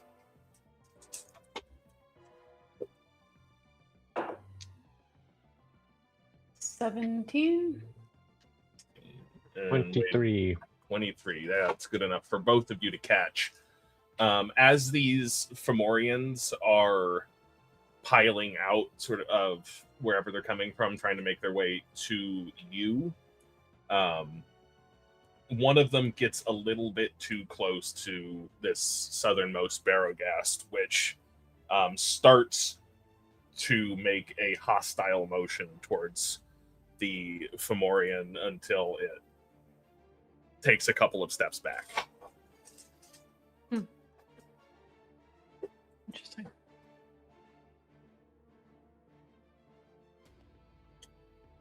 The Edmonds as well. This one's going to come around and close with Riven. These ones are going to keep running. They're very slow and far away. The Death Dragon. Does it get its breath weapon back? That's for me to know.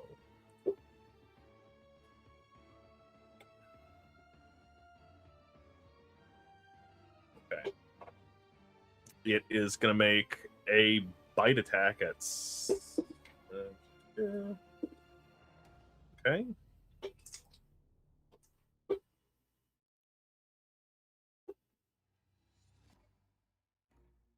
Well, and then...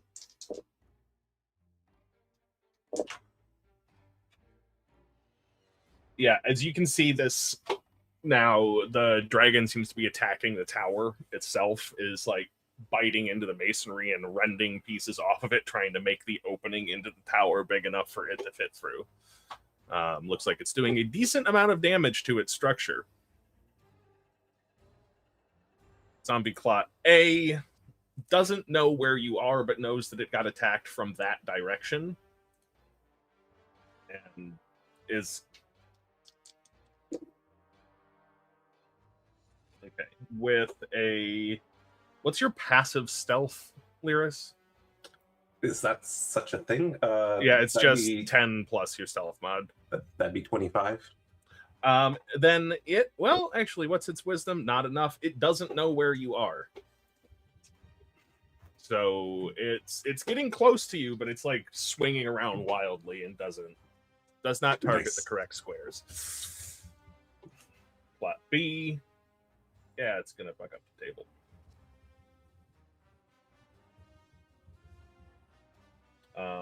Brielle needs to make a saving throw. Constitution. Oof, she is poisoned.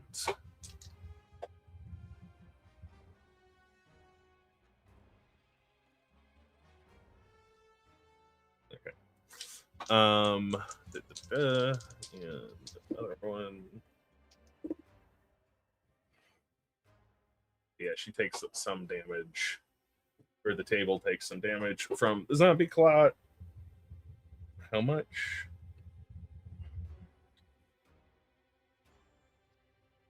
And the second attack. That table's hanging on.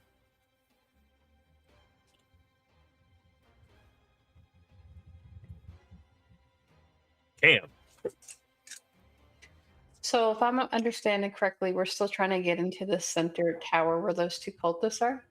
I want to, yes, because currently the gate is closed, but it looks like they have reinforcements coming, and I would like to have it remain closed. Okay. So we want those two cultists out of there then? Yeah. Okay. Now, this is how we've ruled it before. I would like to activate... I'd like Cam to go up to the door, and I would like to cast Spirit Guardians. Oh, so yeah. that it's shredding them up inside that tower. Oh, yeah, that'll work. All right. Then I'm going to do that. Yeah, Cam is going to go up, and she's going to move her... I think she can only move her spirit weapon about 20 feet. So it's following her.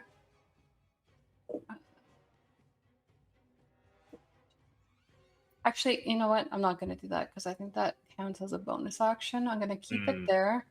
Walk up. Does it matter? Because I'm going to cast a spell. Sorry, she has a lot of complicated shit.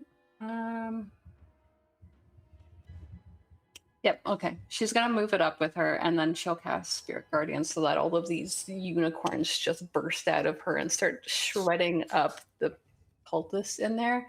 So they need to roll AC. What's that? One of them saves and one of them fails. Cool. And I'm going to do that at 4th level.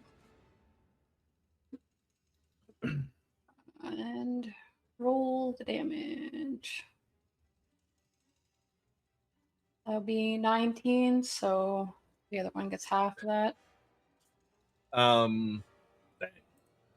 You just hear like these Wilhelm screams from inside as both of them get shredded by tiny unicorns.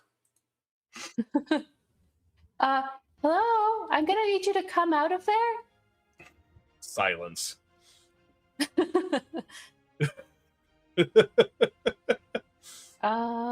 Yeah, that's her action economy, so that'll be the end of her turn. All right. Baubles is going to do something, sure.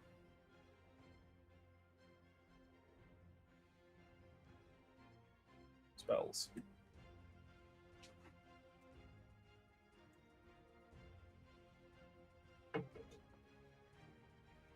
Okay. Fair enough. Okay, that's going to be Bauble's turn. Captain Bernhard, seeing that we've taken care of these two things, is going to look around and decide that the folks on the ground probably need a little help, and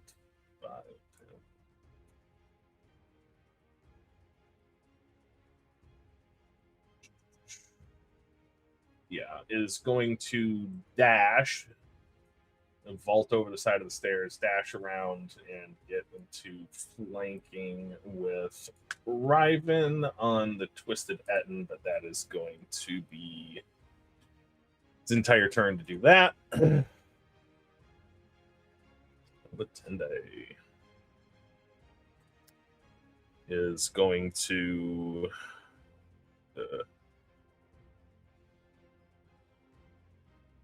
okay. Yeah, you hear this incredibly loud crack as something generates enough wind force to rain down some bricks and loose debris that the dragon had pulled loose from the tower, as the dragon needs to make a saving throw, which it's probably going to make, but you never know. Wow, it doesn't. As it gets pushed off the edge of the tower and drops a little bit before catching itself. And you see the form of Alvatende step out onto one of those balconies wielding a giant sword made of lightning.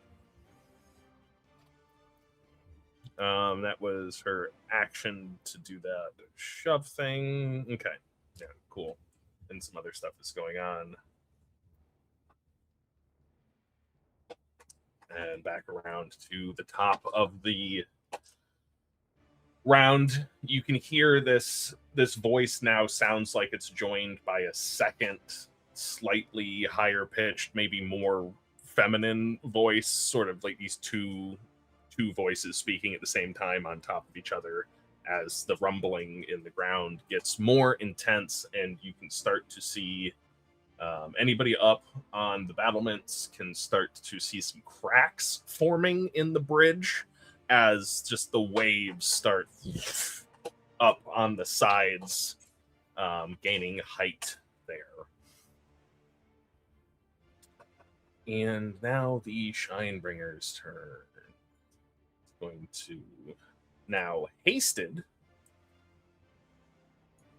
is just going to come in and just tackle this death dragon and get it all turned up in the sky as just its shining crystalline fangs try to grab onto the neck of this abomination and try to bring it back down to the ground. And its bite plus, I think that's going to hit. That hits. Okay. Oh.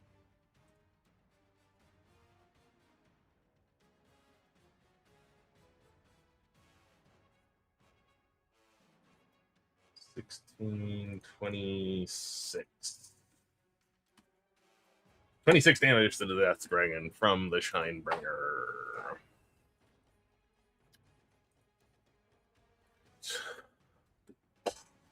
They make a couple of attacks here from 3. Comes around to the Zombie Clot. 1 hit, 1 miss.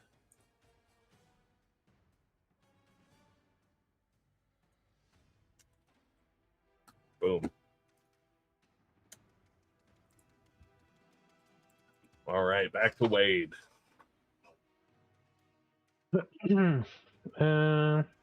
Gosh. Golly gee.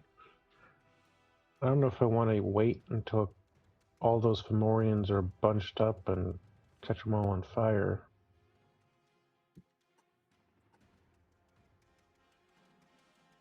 So many resources and so little time.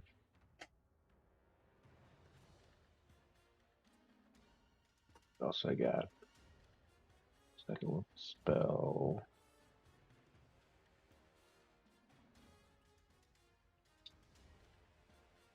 All right. Well, I guess I can do another fireball. Do here.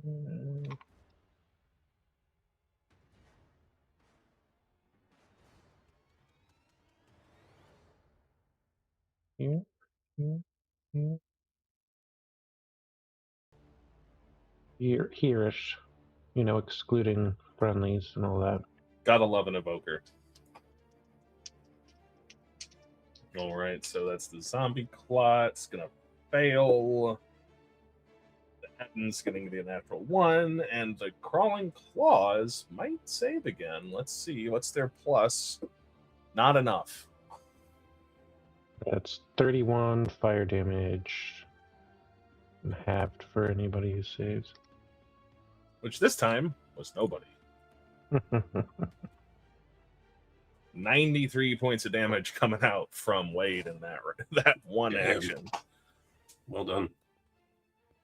Nobody went down, but that Etton, then the zombie clot are looking extremely rough. You moving or you staying put?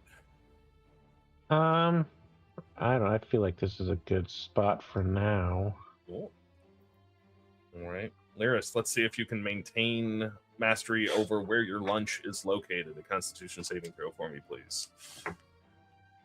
How about a 12? Not quite gonna cut it. Still feeling nauseated from This this fucking thing. overwhelming stench. It just undoes all my class abilities, which is a pain in the ass. How far away are the dragons? Well,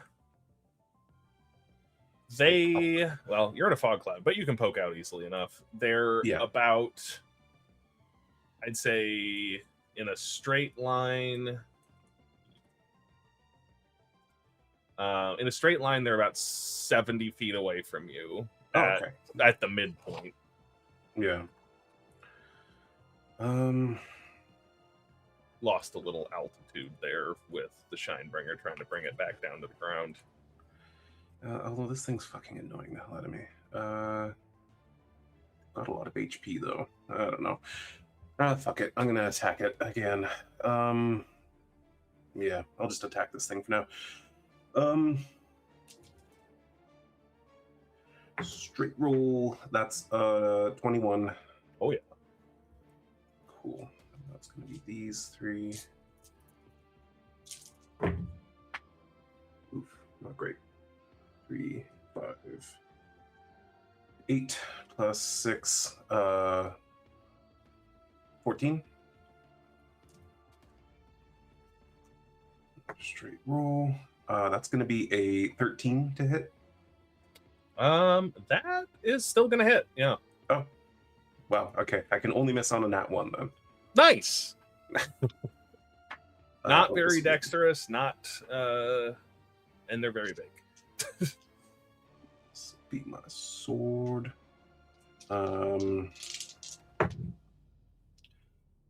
16.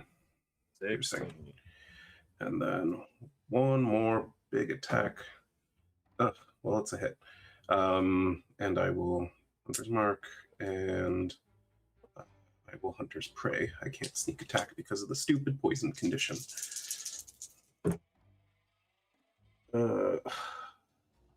6, 7, 8. 13 plus 6, 19. 19. Yeah. You're chunking this thing pretty good, but it's still holding its form together, but it looks like it's having a hard time. Yeah. Yeah. It was just a matter of like, do I want to just keep whittling this fucking stupid thing down, or but you know, that's part of why I'm here, so it's fine. Can I I'm gonna move around it, and like, what's the distance that I have to be like to not feel nauseous around it? 10 feet. 10 feet. Okay. I'm gonna move over here, trying to remain quiet. In fact, I'm gonna stealth away from it. Cool. So it doesn't know where I am. And that's gonna be a lot. 33. Yeah, it can't make that save. Or check. All right, so I'm hidden on the wall's crenulations over on that side. All right. Now it is Brilliant's turn, who casts a spell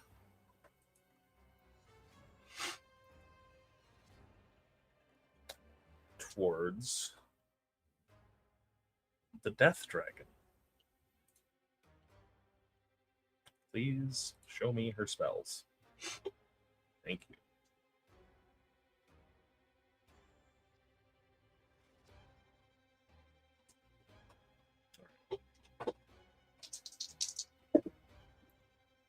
Yeah, she just hucks this warbling mass of chaotic energy towards the Death Dragon, which unfortunately would have been a good shot on a creature that wasn't made mostly of bones, as it just flies right between the ribcage and out the other side.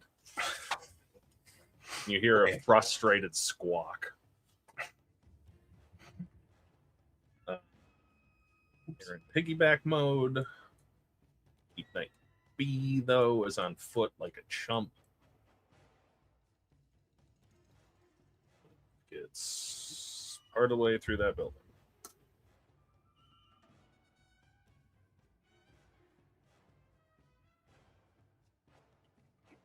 And Ryban is going to do wizard shit.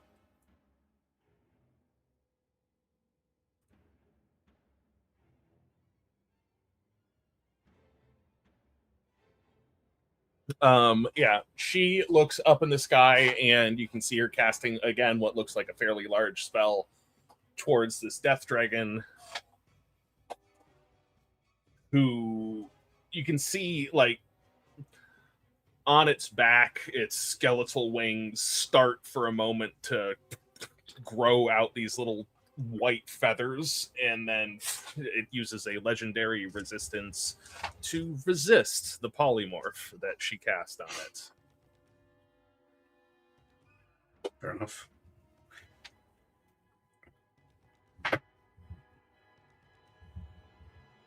All right, I think things are about to get a little bit interesting.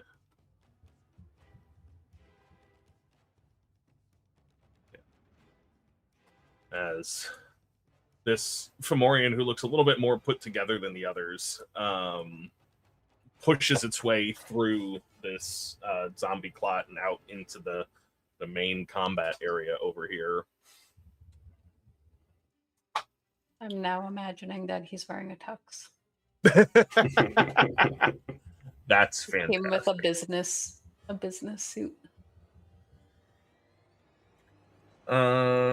Who?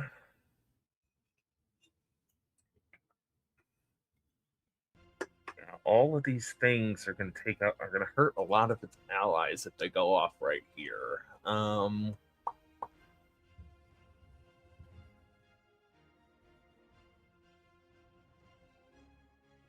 Okay, that'll work. Are you within 60 feet of it, Cam? You're kind of on your own. No, you're not. Damn. All right. Then it is just going to...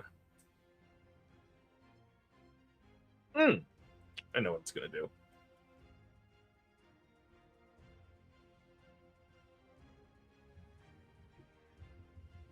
Strength check. Okay.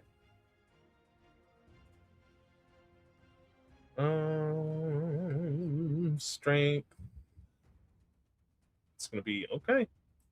Let's find out. As this Royan lifts one of its twisted fingers and points towards Captain Bernhardt and says something in what sounds like it could be the same language that's been rumbling out from the center of this island. And it casts a spell at him, which has DC that I don't see. 16. Okay, there it is. Nope. And he goes off flying, crashing into the side of this lit forge over here, taking some fire and bludgeoning damage from the impact as I cast telekinesis.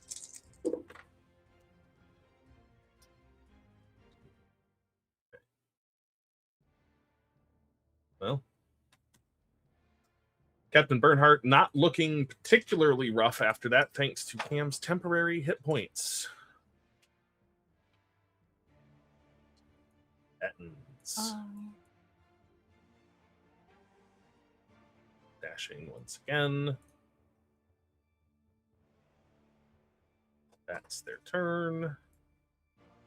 This one is going to attack Ryban, who set the tables on it.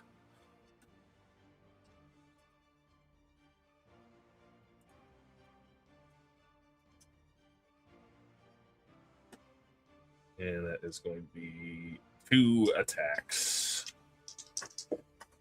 Plus 9, 19 on the first one, and 16 on the second one. She is going to cast shield, and those both miss. Fantastic. right, now these buddies. Measuring stick.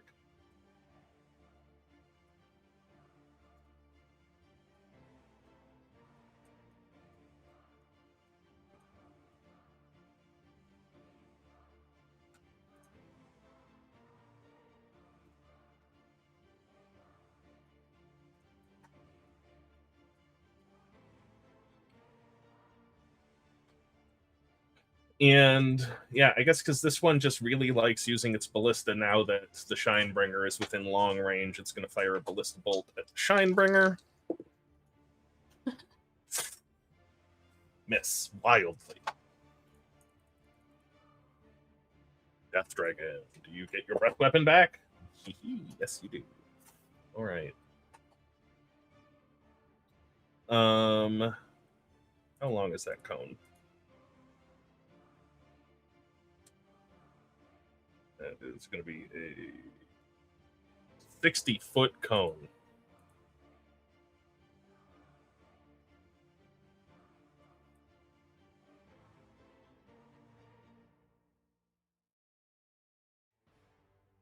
Yeah, it is going to fly up and around and position itself such that its breath weapon encapsulates the Shinebringer, Brilliant Baubles, and where Learas used to be, about half of that fog cloud. Fortunately, you moved. Cam, though, I am going to need you to make a dexterity saving throw. Yay, I have advantage on those now. Yay. They're gonna take a lot of damage, probably.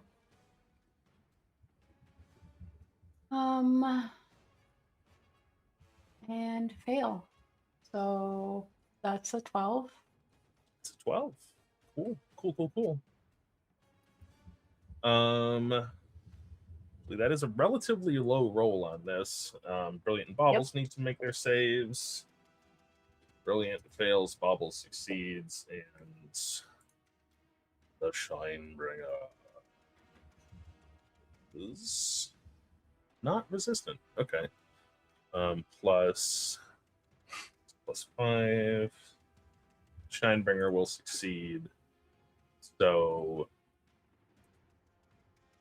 Cam, that is going to be 35 points of necrotic damage to you. Yay, I get to have that. Huzzah! There. Huzzah. So that's like, what? Did we round up? I'd say that's 17.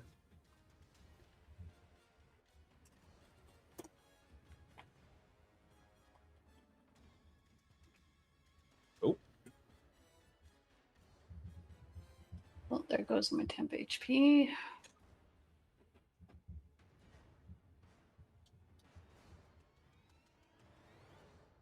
All right.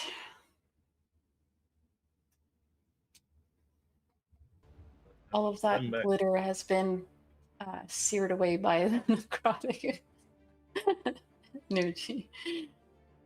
All right, and that is its action to do that.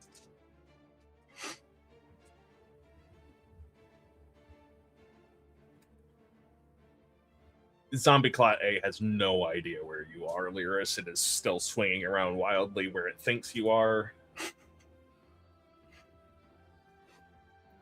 It's going to attack table that it's been fighting.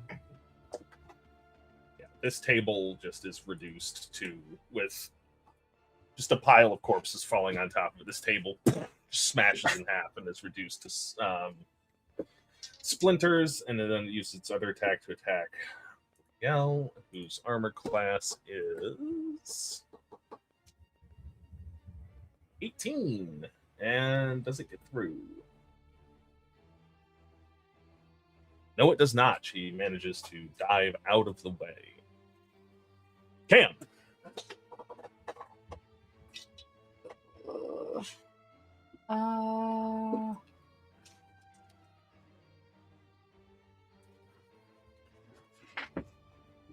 So, the gate is closed. Yes. Yeah. People inside that we think that were operating the gate have gone quiet. There was screaming and then silence. Great, that seems good for us. Oh yeah, I have to roll a con save, I think, for. Yes. That is fine. Yeah. DC 10. Okay. Yeah. And how far is this greater death dragon now from me? It is about 70 feet from you, maybe a little less. 70. You can still fly, by the way. What's that? You can still fly, by the way. Yeah, I know. Do I want to do the banishment thing again? I think I might want to do the banishment thing again, but that seems risky. Is it looking? I guess it was already fucked up, isn't it? Yeah. It's taken some damage, but I'm gonna try to heal myself a little bit. I really should probably do that so I don't cause a bunch of other problems. So I'm gonna bonus action healing word on myself. How much? Let's do that. Oh, not great. Something. Bonus action, healing word, and then I guess I'll just also action, use my healing hands for another 11. And then try to get out of the freaking way for a round.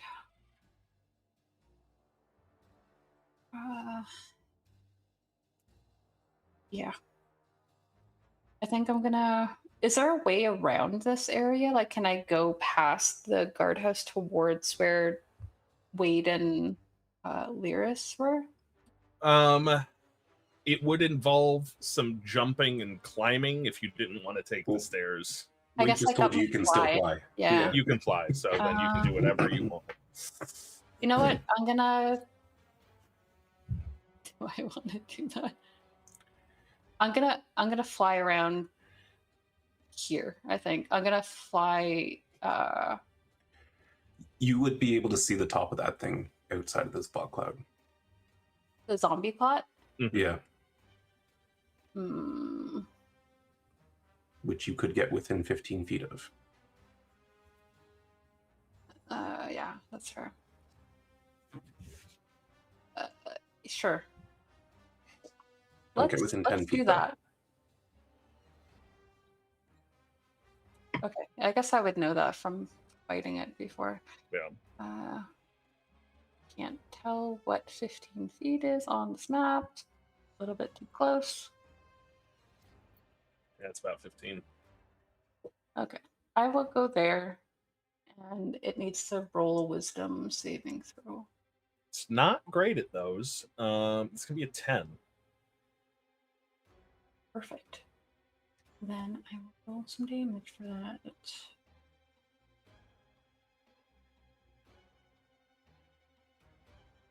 That's not great damage. 9 radiant. It looks like it's having an extremely difficult time maintaining its form. Good. And I will hover there. Is there anything underneath me, or is that like a few levels down? But whatever's It's- below Cam at the moment. That would be a few levels down. Okay.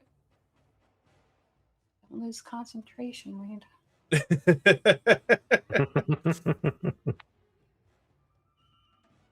Oh, actually, I have backup wings, so you're fine to lose concentration. Cam forgets. It's a different kind of flying. Casts, bobbles.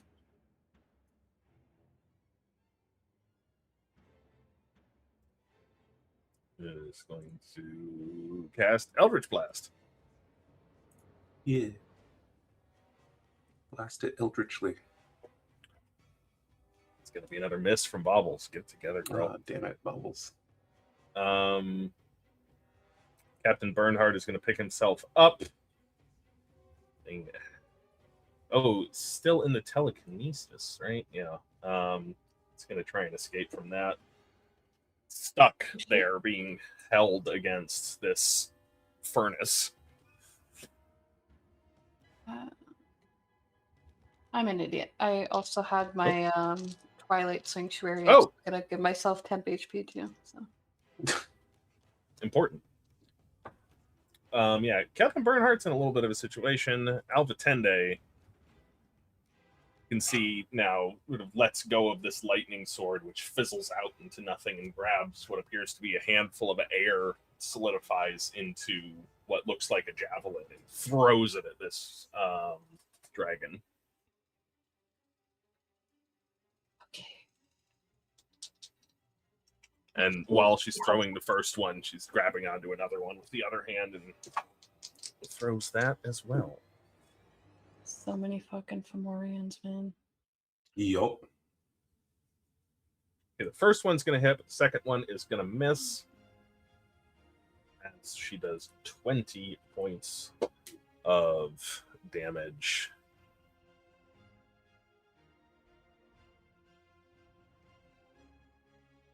Oh, no, those just hit. Okay. Never mind.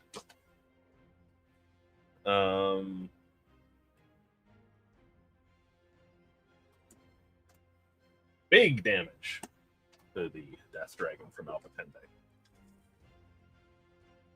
And then she pokes her head back in, or she steps back into the tower and does something inside of it. You can no longer see her. Top of the round. This oceanic activity and this rumbling continue to intensify. Now the waves are starting to like break a little bit over the sides of the battlements and continue to intensify. Learas and Wade, you get the sense that if this building of force continues, on the top of the battlements is not where you're going to want to be by the top of the next round. Fair enough.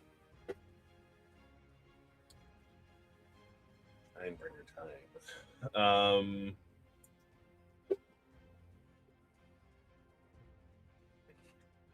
Attacks. Jeez, roll better. That was that turn, kind of a wash from the Shinebringer.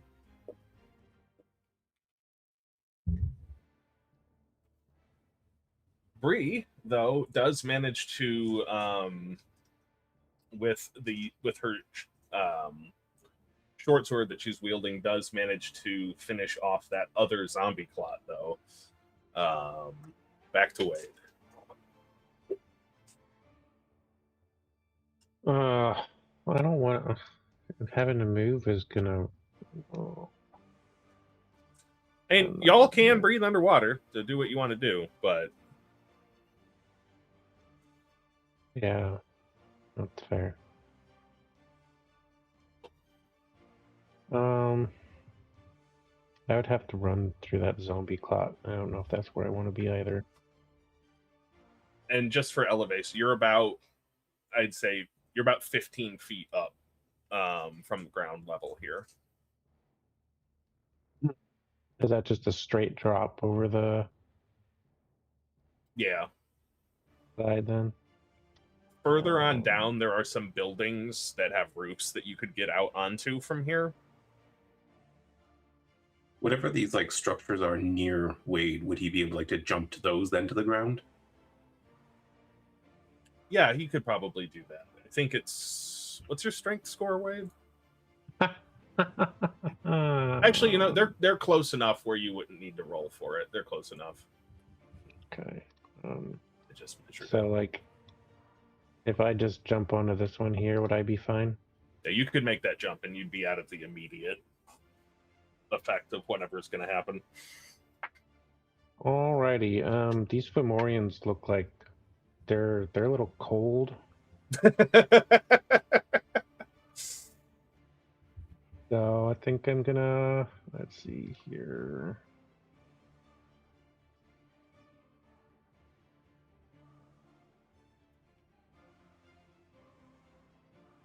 Yeah, that right there. I think I can just barely get that other thing in there too. Yeah, deck save 17, fireball for 28. All right, so 1, 2, 3. Looks like. Well, I was going to ask what this, what the DC was, but I literally rolled a 1, 2, 3, and a 4.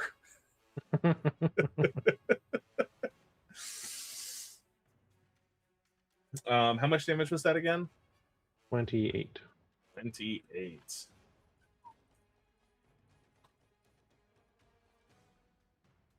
Yeah, as this conflagration just explodes in the middle here, catching 4 of them right in the center and singeing a couple more, but not enough to cause any damage.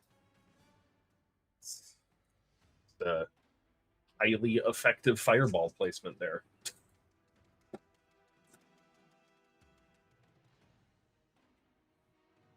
Yeah, I think that should be good. Good.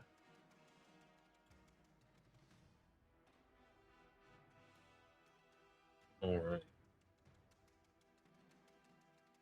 Learas. Yeah. Okay.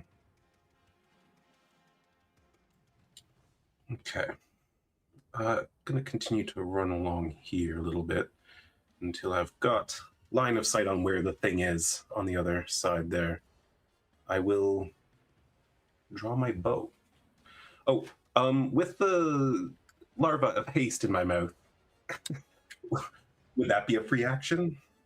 I'm gonna say just for it's in your mouth.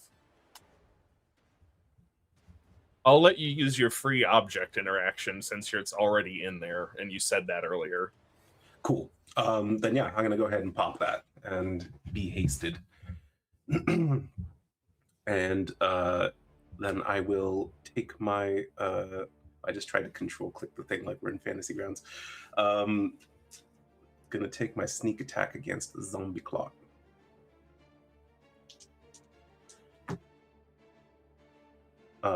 Will a 15 hit? Yes, it will. Sweet.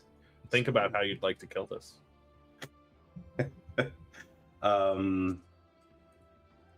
Yeah, I probably didn't even need sneak attack to be honest, but whatever. Okay, well, with I rolled poorly anyway, so it's fine. 3 plus 9 is 12, plus 6 is 18. And yeah, so he's running along the battlements, and he just turns, draws his bow, fires it right through the core of this thing, and all the bodies just start disassembling from one another. And then I would like to I really would have preferred to stay up here, to be honest, but I am going to. I know, but I probably shouldn't if I want to continue to help. So I will leap and then leap and then leap down. And seeing what's going on the battlefield over here, let me just make sure I'm not like overusing things. There and then there and then yeah, okay, I'm fine. I will move my hunter's mark to the Fomorian leader. That's a bonus action, and then I will fire my bow 2 more times in his general vicinity.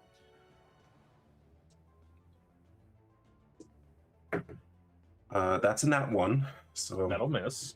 That will miss indeed. And that is a 17. A 17 will hit. Yes. Sweet. Okay. well then, has he been damaged at all? I don't think so. No. No. Okay. So just these things for now.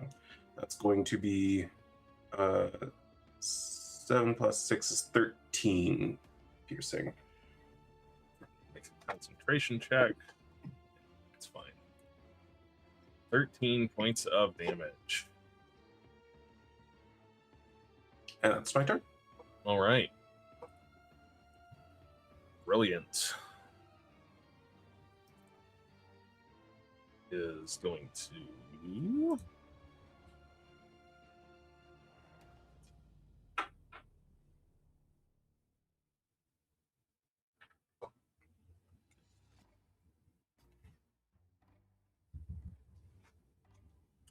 you see Brilliant now focus on some sort of just like get her focus for a moment, and when she opens her eyes again, there are not pupils anymore, but are instead glowing white, as she just hovers now off the back of the Shinebringer there as she activates innate sorcery. Nice. And throws a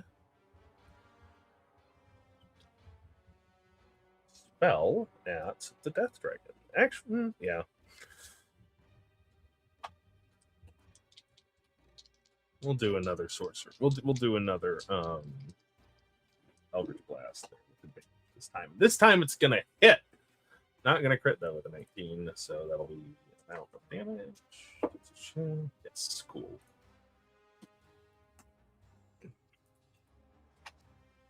Right, piggyback mode for that guy.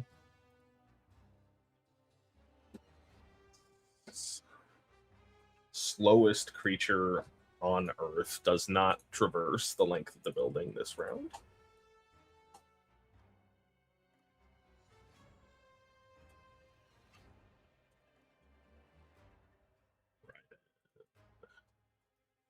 Sword out, attacking the Twisted Etten, and the table is also going to take a swing. Table misses, Riven hits.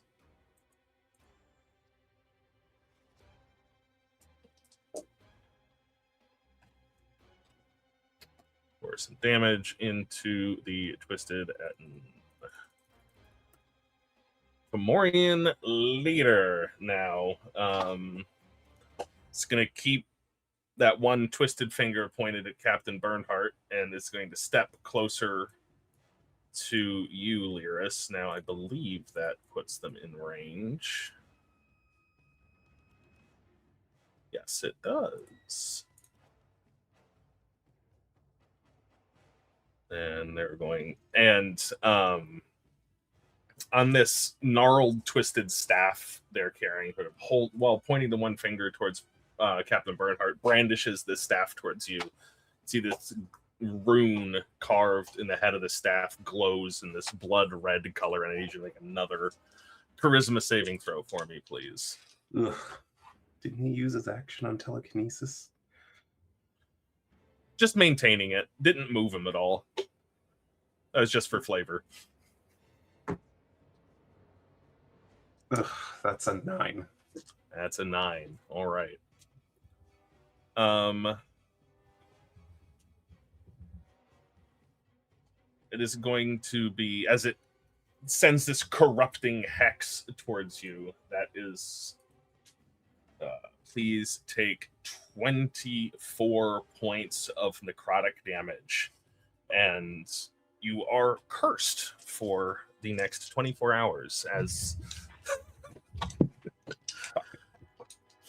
you can feel your body start to change and twist and shift a little bit to sort of resemble the twisted form of the Fomorian. You find that like some of the joints on your fingers now don't bend in the same direction. I'm going to stop you right there. I'm going to stop right there. They can't change my shape because of my armor.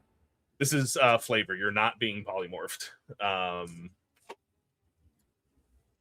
While cursed this way, the target speed is reduced by half and it tries to cast a spell. It must succeed on a DC 16 intelligence check, or the spell fails. Fair enough. You are not being polymorphed, but good looking out. It just sort of interferes with the way you're used to commanding your body. That is going to be its turn as it uses its corrupting hex on you.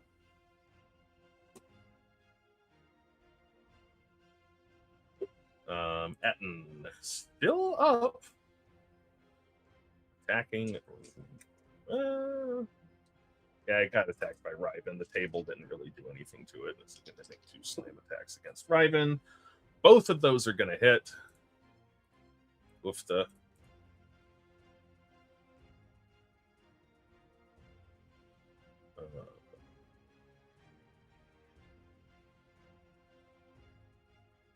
Shield's not going to do anything for that.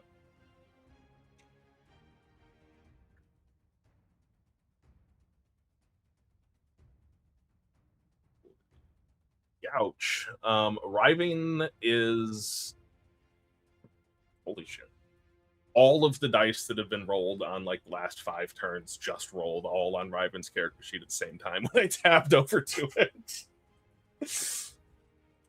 Riven is looking pretty badly hurt by that. She went from looking okay to like having a hard time standing up. Yeah, quit being so fucking slow. These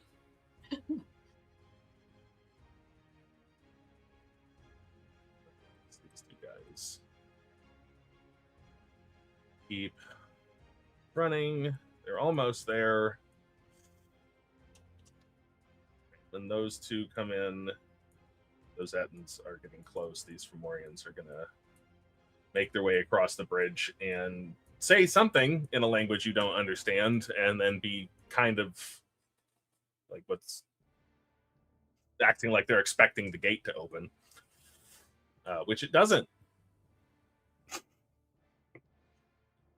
Get fucked. Good job, those Ken. guys can get there.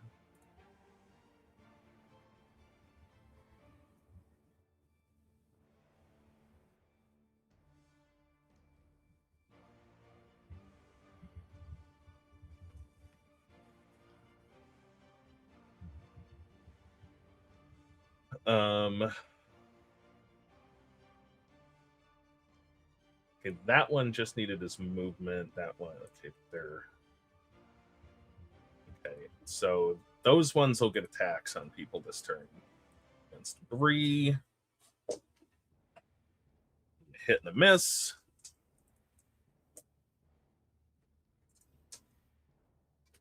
Weak hit, and Captain Bernhard hit and a miss. Okay. And that. Ouch.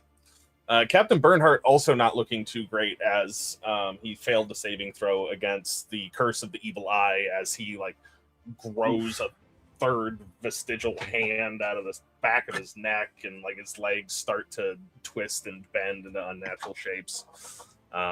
Afflicted with a less enduring version of the same thing that you've got right now, Learas. Fun times. Yeah. Death Dragon. Do we get our breath weapon back? No, we don't. What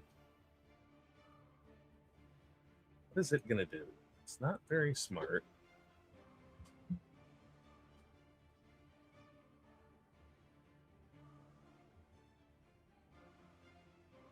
Yeah, we're gonna keep attacking the Shinebringer because we're in melee. Miss, hit, miss. So that was a hit with one of the claws. That was almost nothing. Piddling hit from the Death Dragon there. Cam.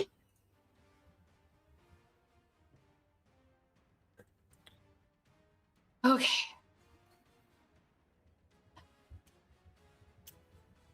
Right. So Cam is going to fly down to, I think about there. Let me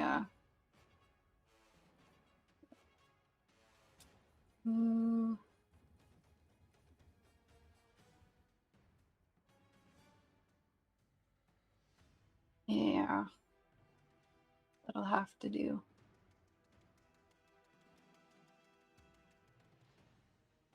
Okay, she's going to fly down to that spot, which I think puts the pile of limbs and the greater death dragon in her spirit guardians. Unless the greater death dragon is actually up in the air at the moment. It's up in the air. By how much? What's from this ground? They're about 50 feet up. 50. And everyone else here is on the ground? Yes. Well, the Shinebringer and Brilliant and Baubles are engaged with the Death Dragon about 50 feet up. Okay.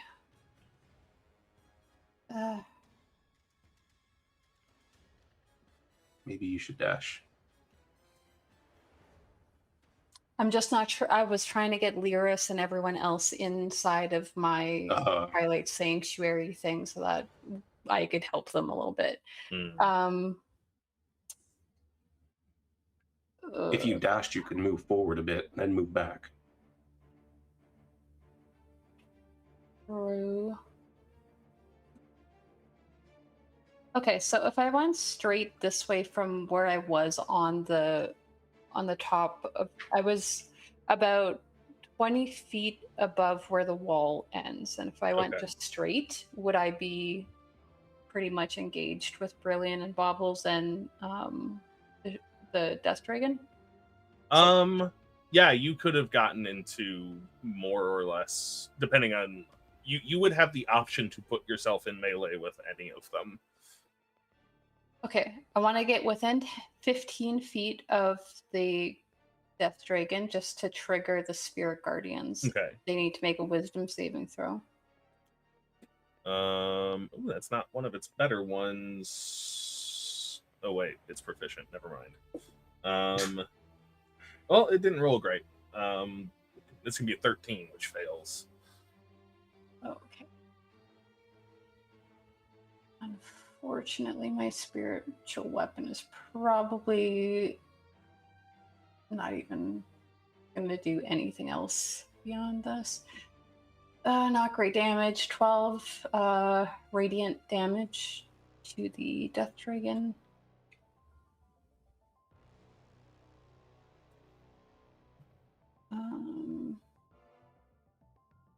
Then it would be my action to dash, wouldn't it? Yes. Yeah, I think I will do that. I want to go that way and then go down.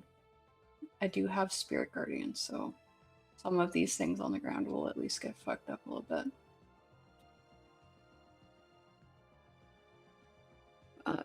And if I can't make it all the way to the ground, I think that's fine.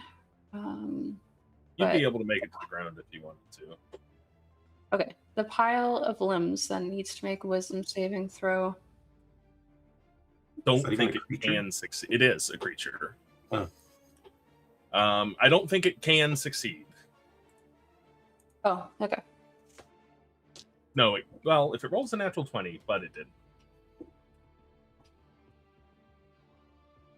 Which is another different damage.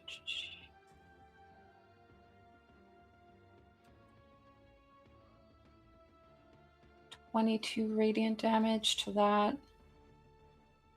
And I guess I'll just wait to see if destroys it. Okay.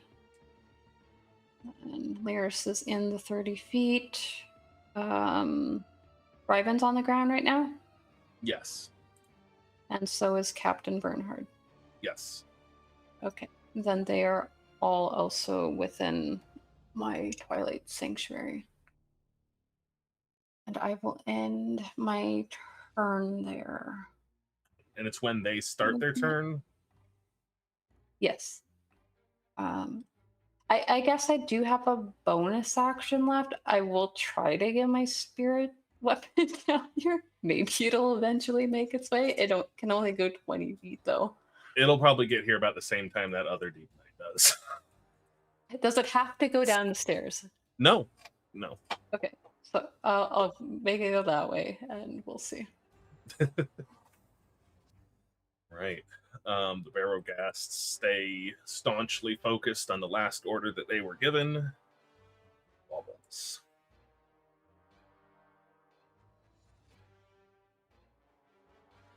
Come on.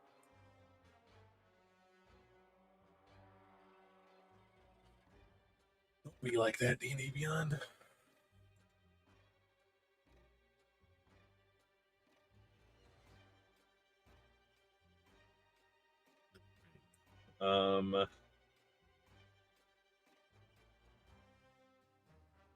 The one day I didn't bring anything to like remove curses or get rid of effects on people. Yep. He is going to... God, Artificer Warlock's a weird build.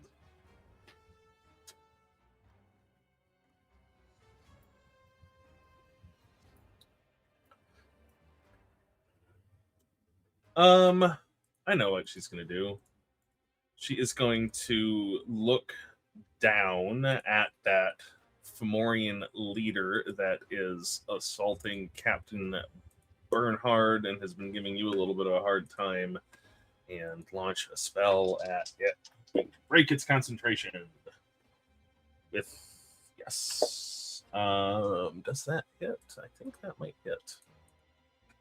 Plus 8. Yes, that hits.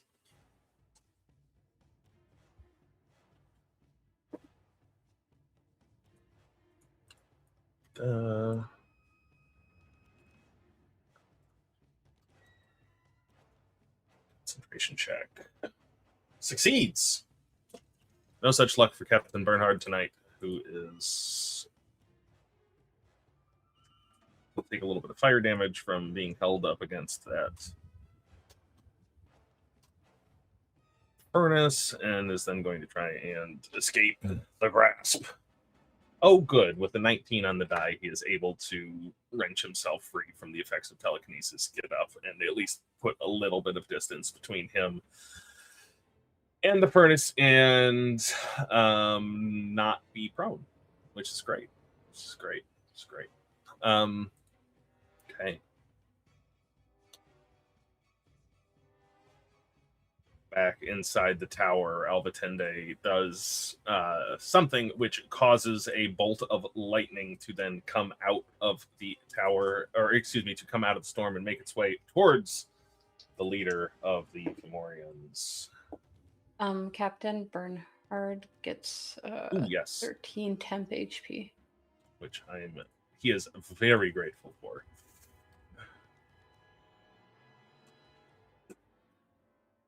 It's a dex save, and it's going to be close. I'll say DC is 14. 16.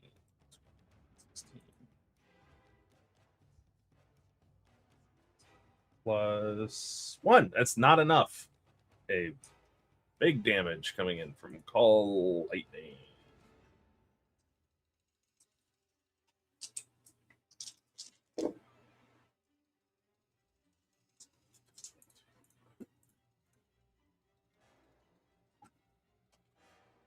Another concentration check. Telekinesis goes down. Yay. Huzzah. All right. Now, at the top of the round, I know we're just about at time here. Over to the east, they're in this the largest building that's part of this fortress. there's been a cloud or a steady stream of white smoke coming out of the chimney. And at the top of the round, the shaking intensifies. One last forceful punctuation of whatever this voice was saying. Large waves rise up and crash down over the edges of the wall, partially flooding this area. And the smoke that was white coming out of that building, sort of drifting lazily, starts ejecting with force out of the chimney and takes on a sickly green hue as something has been completed. A thin, I think, Cam, are you on the ground right now? Yeah. Then I think Wade on the roof of that building is the only one who's got potential line of sight to see a very thin, frail, desiccated looking figure with this sickly green substance instead of skin, wearing robes, formally hooded, the hood pulled back. You can see a bald head, steps out of this building and gestures towards, says something that you can't hear from here, and gestures towards the chaos. And I think that's probably where we're going to have to leave it for this week, since it's 9 o'clock. Y'all are doing pretty good. We will have to see what happens after con.